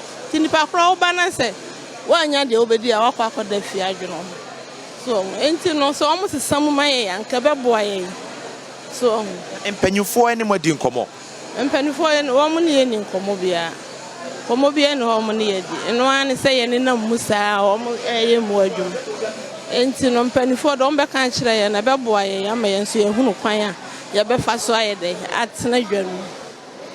Okay, so she is also a shop owner inside where the fire gutted, and she will be affected by the closure of that particular space for reconstruction. She is saying that she's pleading with city authorities to come to their aid. They want a permanent place to trade. I have this man here with me. I spoke to him earlier. Let's find out. Eja, she say a beer market for trading. Near to say. Oh, first of all. Well, my colleague Nanawachi Adam there hitting the Kejetia Market, interacting with some of the market people, those affected by the shutdown. It's been reopened, but things are not the same anymore. We'll be taking a break shortly, but before we do, before I take my sip of water, and you know exactly what I'm going to be drinking, Awake Purified Drinking Water. It is premium purified water treated through a strict purification process to ensure that every bottle on the market refreshes you better. And guess what? We have the perfect sizes for everybody. If it's 330 and 500 ml bottles or even 750 milliliter bottles, we have them for you. 1.5 liters for those who always want more. But there's more. For offices and homes, there are the 19-liter jar bottles, and those are ideal. All you must do now is drink Awake Purified Drinking Water wherever you go. So choose a bottle of Awake Purified Drinking Water and get quality, top-notch hydration. Awake Purified Drinking Water, one for life. Remember, for every bottle you purchase, an amount is donated to the National Cardiothoracic Center. And that is what I find the most heartwarming. As you purchase a bottle, you also help those in critical health need. Another quality product by Casapreco Company Limited. For bulk purchases, just reach them on 0262 351 251. 0262 351 251. Do remember this advert is FDA approved. When we return after the break, it is AM Business we're serving you, courtesy of EcoBank, the Pan-African Bank. Do stay.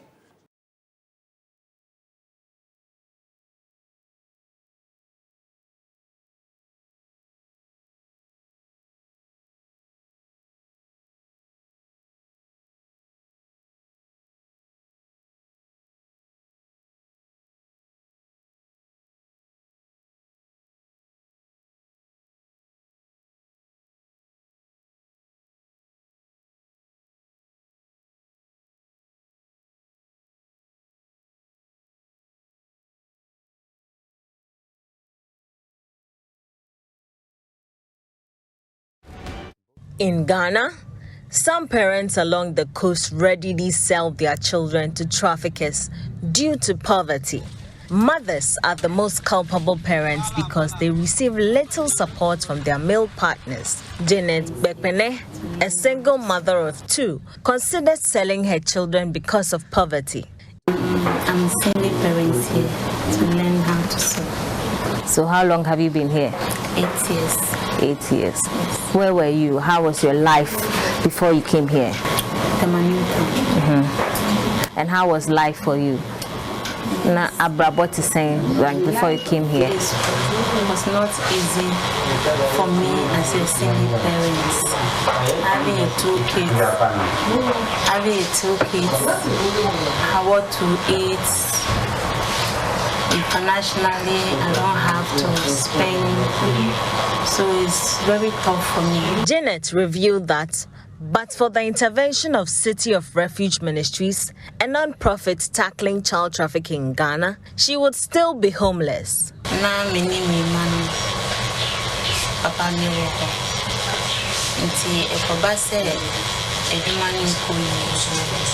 I was with my kid's father and things weren't going as planned. So I decided to move back with my mother and see how things would be. I heard of this job and decided to see the master. Nti hona mewa na meti edwuma yinka na mikom ko me master no so ko chuo me madam for na enyi pa baby a meda papa na enyi nti I say makome mama nchemu na so me nyaso bi wo fi hono. Although I was staying with my mother, I was being treated as a stranger. My last born had an accident and fell on a coal pot, but nobody tried helping. I had to hurry to save my child. A friend noticed things were getting worse for me, and so she suggested that I reach out to the shelter. She took me to their training center at Nanton and I started. During that period, my children and I were homeless. We were at the mercy of the weather. On rainy days, I had to stay up all night to ensure my kids were all right. I told my boss about my struggle, so I have been employed here.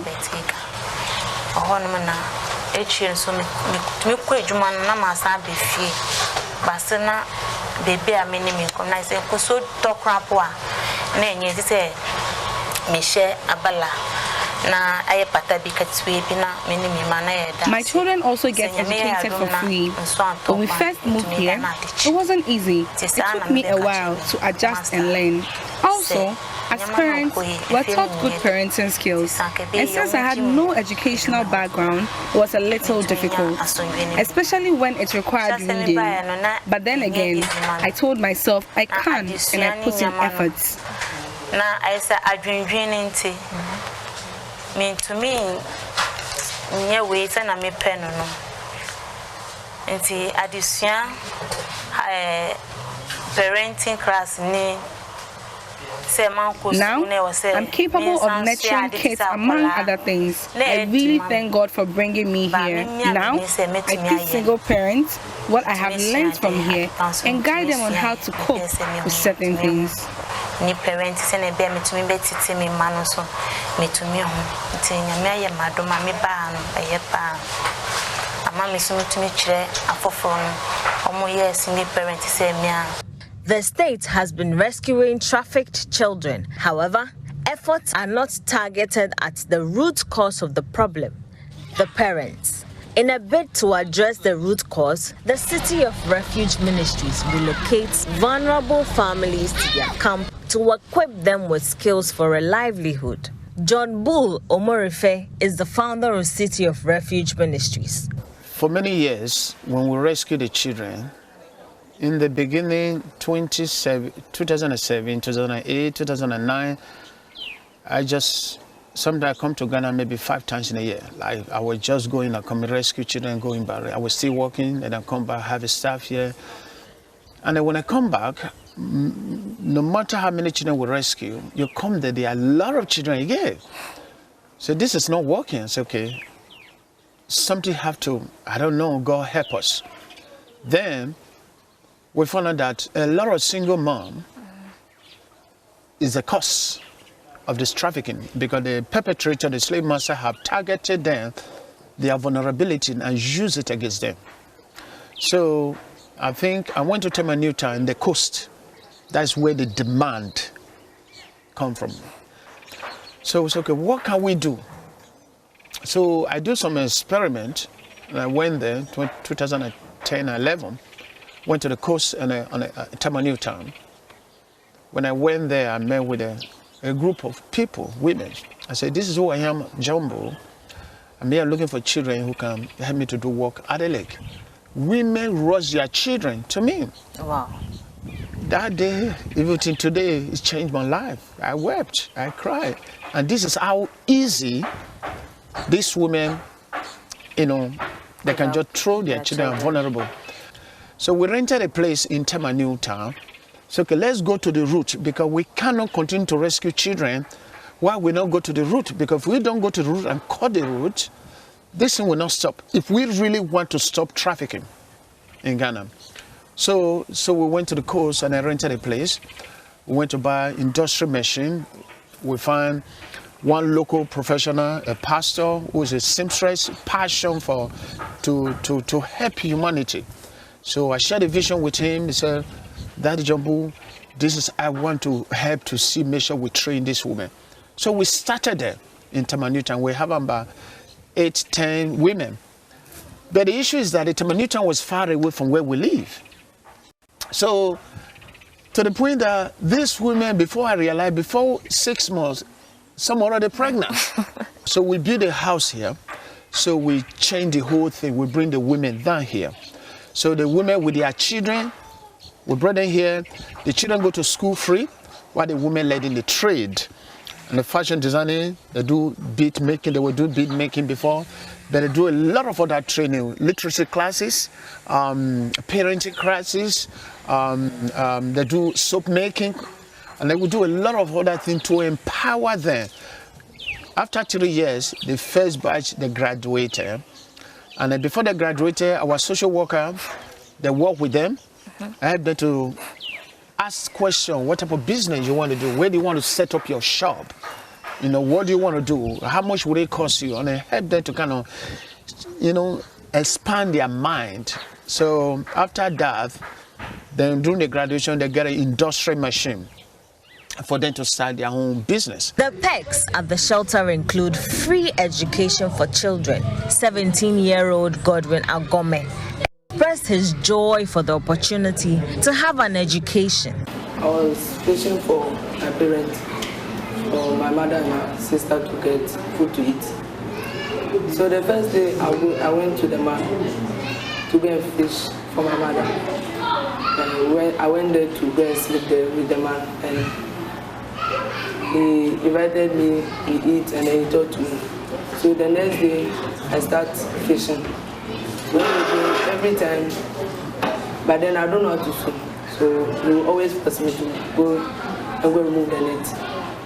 And then I will tell him that I don't want to go, but he use force to let me go. So sometimes if I go inside the water, I will suffer before I come out.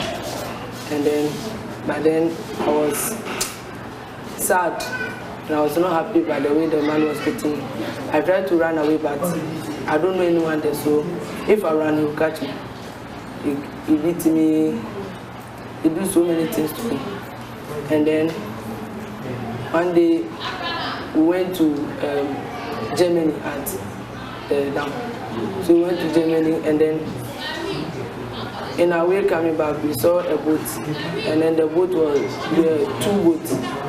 So one came across us, but then we didn't know that it was some people, me too, I don't know them. So the next day they come again, our master see that boat, and then he don't want me to come there again, because he see that 2 boats, he don't want to come there again. So then we run to different place. So when we go there, this time 3 boats came there, you know, with a woman holding gun, and then telling me to come. It's my master's son. And then my master told the son to run away. So the son jumped inside the water and then swim to the next river. So then it led to only me and then the master. And then the master wanted to fight with them, and then they use force to take me. You've been here for 6 years. What do you have to say about the place? It is cool here. You just have to follow the rules, and then, like, they will send you to school. Just have to put yourself into the education. But from the place that you come from, me, I would say that I will really thank them for bringing me here, because it has been a blessing to me. The school also provides employment opportunities to anyone, including rescued children who want to return to the shelter and give back to the community. Robert Anane is a basic 1 teacher. He was an orphan and was rescued when he was 15. He recounts that he sustained a spinal injury when he used to live with his uncle, who is a fisherman. I was staying with my uncle. My parents were late, so I was staying with him. Was it your dream to become a teacher? Yes, it was part of it. My dream one is to be a pastor, to help to teach other kids and then the community. So teaching was a little part of it. What was the experience whilst you were farming and fishing? Were you schooling? What was it like? It's like no dream at all. So when I had the opportunity to come to a place that is called City of Refuge, I found out that there is more to be done than to be at the lake and also do what people are always wanting, not what you want to follow your dream. And also I had spine and also sclerosis issues, and so I was not able to go to school, and also I didn't have any dream at all. So with your disease, your uncle, did he take you to the hospital? My uncle, he said, because I had not listened to him, I was forbidden to have freedom of play, like to play around. So it happened because of football. So because of that, he decided not to help at all. How did it happen? We were playing match, and then it was out of a fight, and so someone jumped at my back. It stamped me at my back. So when I fell, I went unconscious. So that was it. City of Refuge Ministries is a self-sufficient community. People in the shelter make the clothes they wear, produce their drinking water, farm what they eat, and rear the chicken they consume. They also have a clinic to take care of their healthcare needs. A medical practitioner, Ernest Karanting, shares how he runs the poultry farm aside ensuring a healthy community. Currently we have about 1,300 layers now, but sometimes we go for broilers, and after 2 months we kill them and we package them into freezers, and we eat them. We had about 64 boxes of chicken, and that is what we are consuming now. The focus for this is to help us in our sustainability. So now we don't go out to buy chicken for about 2 years now. We eat what we grow here, and it's very healthy, and it helps us to reduce our costs. So you involve the children, right, to help? Yes. Currently is one of our high school lady who completed, who is working here. With one of our JHS students who has completed, they are working here now. Do you think this should be replicated in schools so that, it can help the school feeding program and all stuff?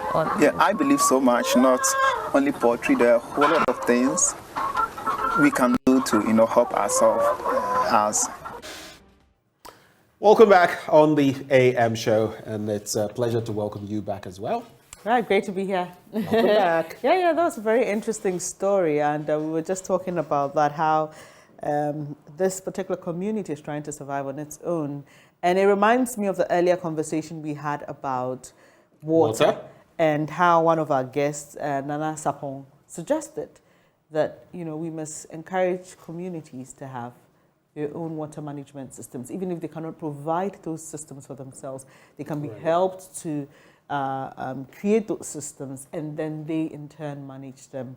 And we shouldn't forget that water is expensive. Benjamin, I haven't had water for about 2 days, and and trust me, you know that it's impossible to do without water.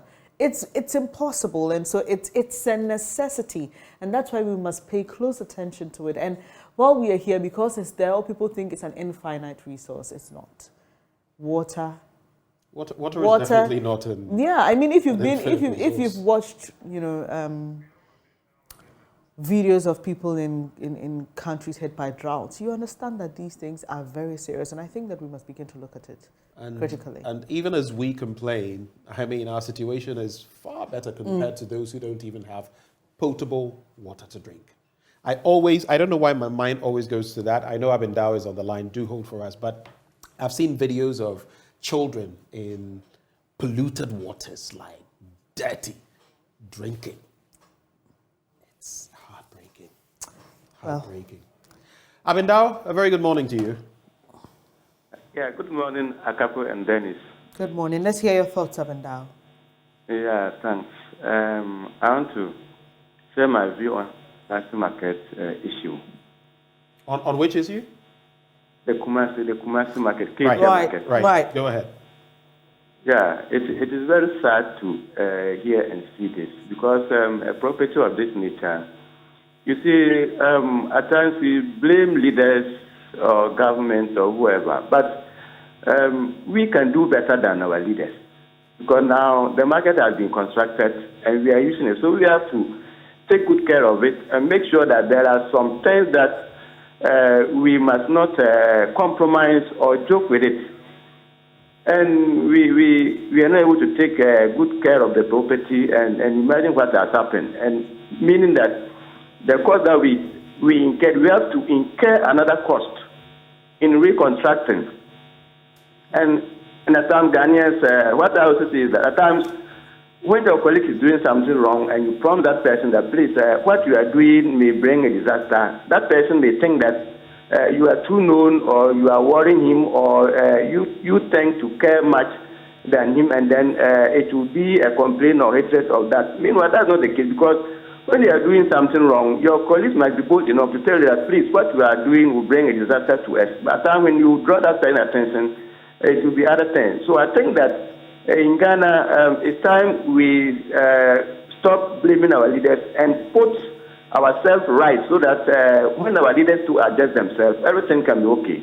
Thank you. Well, thank you, Abendao. And Benjamin, I mean, it's an important point he makes about what exactly caused the fire. We are told that preliminary investigations point to a trader cooking in her shop. And then the issue about we as a people and not having the confidence to call out wrong, it starts in junior high schools, in senior high schools. You'll say, oh, you are prim and proper. Why start all the way from junior high schools? It starts from the very bottom. When people, you're told, oh, what are you tune on? Oh, she's a chuka. I don't know if that was a term that you used when you were school. Yeah, you're a chuka. As for you, you're always reporting. But what is our problem? And you see what has cost. You see what has cost us now. And the big question is, who's gonna take up the cost? Because when the Ashanti Regional Minister visited the facility, you realized that they didn't have fire certificates because they didn't have insurance because there was no fire certificate to insure the building. So I mean, it's just too much around something simple that we can do. But we have a caller from Kwabena. Is your name Ango? Yes, please. Ango, let's hear you, please. Yeah, my name is Ango. I'm a pensioner and a bond holder. Right. And as we speak, there are about 10 coupons that are due, and government have paid only 3 as at yesterday. And then there are 3 bonds that have matured. Government have only paid only 1. And it's affecting we the pensioners. And it's time for government to have a second look so that we, the pensioners, can have a living. Thank you. Thank you so much for joining us and sharing your your concerns, Benjamin. I don't know what to do. That's a bread and butter issue right there. Right. Bread and butter. Yeah. Very soft. And for a pensioner to call into the program and lament that, you have to do this so that I can get my own money. Yeah, there's actually a lady who calls us often, and she cannot communicate in English, so she says, look, I know you speak or you transmit largely in English, but I need you to help me. And I have to give her the response, and you could tell that she's really desperate. And so we just hope that government will be able to stick to its promise and clear the coupons for our old folks to also be satisfied. We have Awal on the line. Hello, Awal. Please reduce the volume on your set, Awal. Hello. Awal, can you hear me? Yeah. Yes, I can hear you, sir. Go ahead. All we have to say is that the reason why these bondholders have issues with this regime is that they've taken everything to be political, and as a result, they've messed up our economy, and everybody is suffering. It's not only these bondholders, individuals are suffering, because currently people who promise us to have money in our pockets have taken every penny that is left in our pocket. Currently, the prices of goods and services, we go to from fuel, from building materials and the like, the things you used to buy for 50 Ghana cedis, when you go now, it's more than 4 times the price you used to buy. So even the money that we had in our pockets is being taken away every day. And even the most pathetic aspect of it is that if the president and the government listens to Ghanaians, the plight of Ghanaians, and they know that they've inflicted pain on Ghanaians, that would have been better. But they don't even appreciate the mess in which we are. Whenever you say anything, all they have to say is that it's because of the Russia-Ukraine war and the COVID-19 that we are here. Right. But for whatsoever, from day one, experts have told us that for the amount of money they are borrowing, in due course, they are going to plunge in this country into mess. But they didn't listen. They didn't listen. So currently, we are all suffering because of their ineptitude and what they call it. Right. Thank you for sharing your thoughts. It re-echoes what Professor Stephen Ade has been saying, that probably the biggest problem of this administration is over-borrowing. But, Bernice, we have Emmanuel from Asanko also joining. That's our final caller. That's our final caller. Hi, Emmanuel. Let's hear you. Yeah, good morning. Good morning, Emmanuel. And good morning to our viewers and listeners, too. Yeah, madam, we know that the media being the fourth estate is so powerful that you can help us fight some causes and win them. What I want to suggest is that there are also some pensioners who invested their monies in bonds through their sons and daughters, and for that matter, the account itself was registered in the name of the son and that daughter. So the age of that account doesn't correspond to somebody who is a pensioner. So that money also will be locked up. How will the government identify these pensioners who invested through some people's accounts whose age do not target that of the pensioners? That's going to be a tricky one. Yeah, and to the best of my knowledge, Emmanuel, I know that for the individual bondholders who did not sign on to the debt exchange program, we're told by government that you're going to receive your coupons. I don't know if that has started. The last promises were made about. Yes, promises were made. The last we heard from convener Senior Hosi and a lawyer, Martin Pebu, was that government had promised to pay those who had not signed onto the domestic debt exchange program. And so, if you didn't sign onto it, then you shouldn't have a problem there. But it's an interesting point. But then again, the other question is it even legal? Is this something that you can make a case about legally? I mean, legally speaking, it's going to be tricky. Because Because then it would almost be like an afterthought, almost as though, I'm not saying that this couldn't be someone's reality. Yes. It could be. Yes. But you know what they say, sometimes truth is stranger than fiction. Yeah. And with how far the process has gone, I wouldn't want to pass a verdict, but I would just say that it would be tricky. Yeah, it will be very tricky. Well, that'll be it for our show today. We are grateful that you could make time to get interactive with us and also join the conversation as well via social media. Those of you who watched on Facebook and left your comments, we really appreciate them. But Benjamin and I have to leave for the next program to start. Why do you have that smile on your face? Oh, I have a message. Have you had breakfast this morning? I have. Okay, good. I have. I had to. It was Okay. one of those mornings. But from us to you, don't you forget, today is World Water Day. Manage our water resources. Let's manage them well. If you're engaging in galamsey, illegal mining somewhere, destroying, why? That's our message to you. All right, up next is News Desk. Do stay.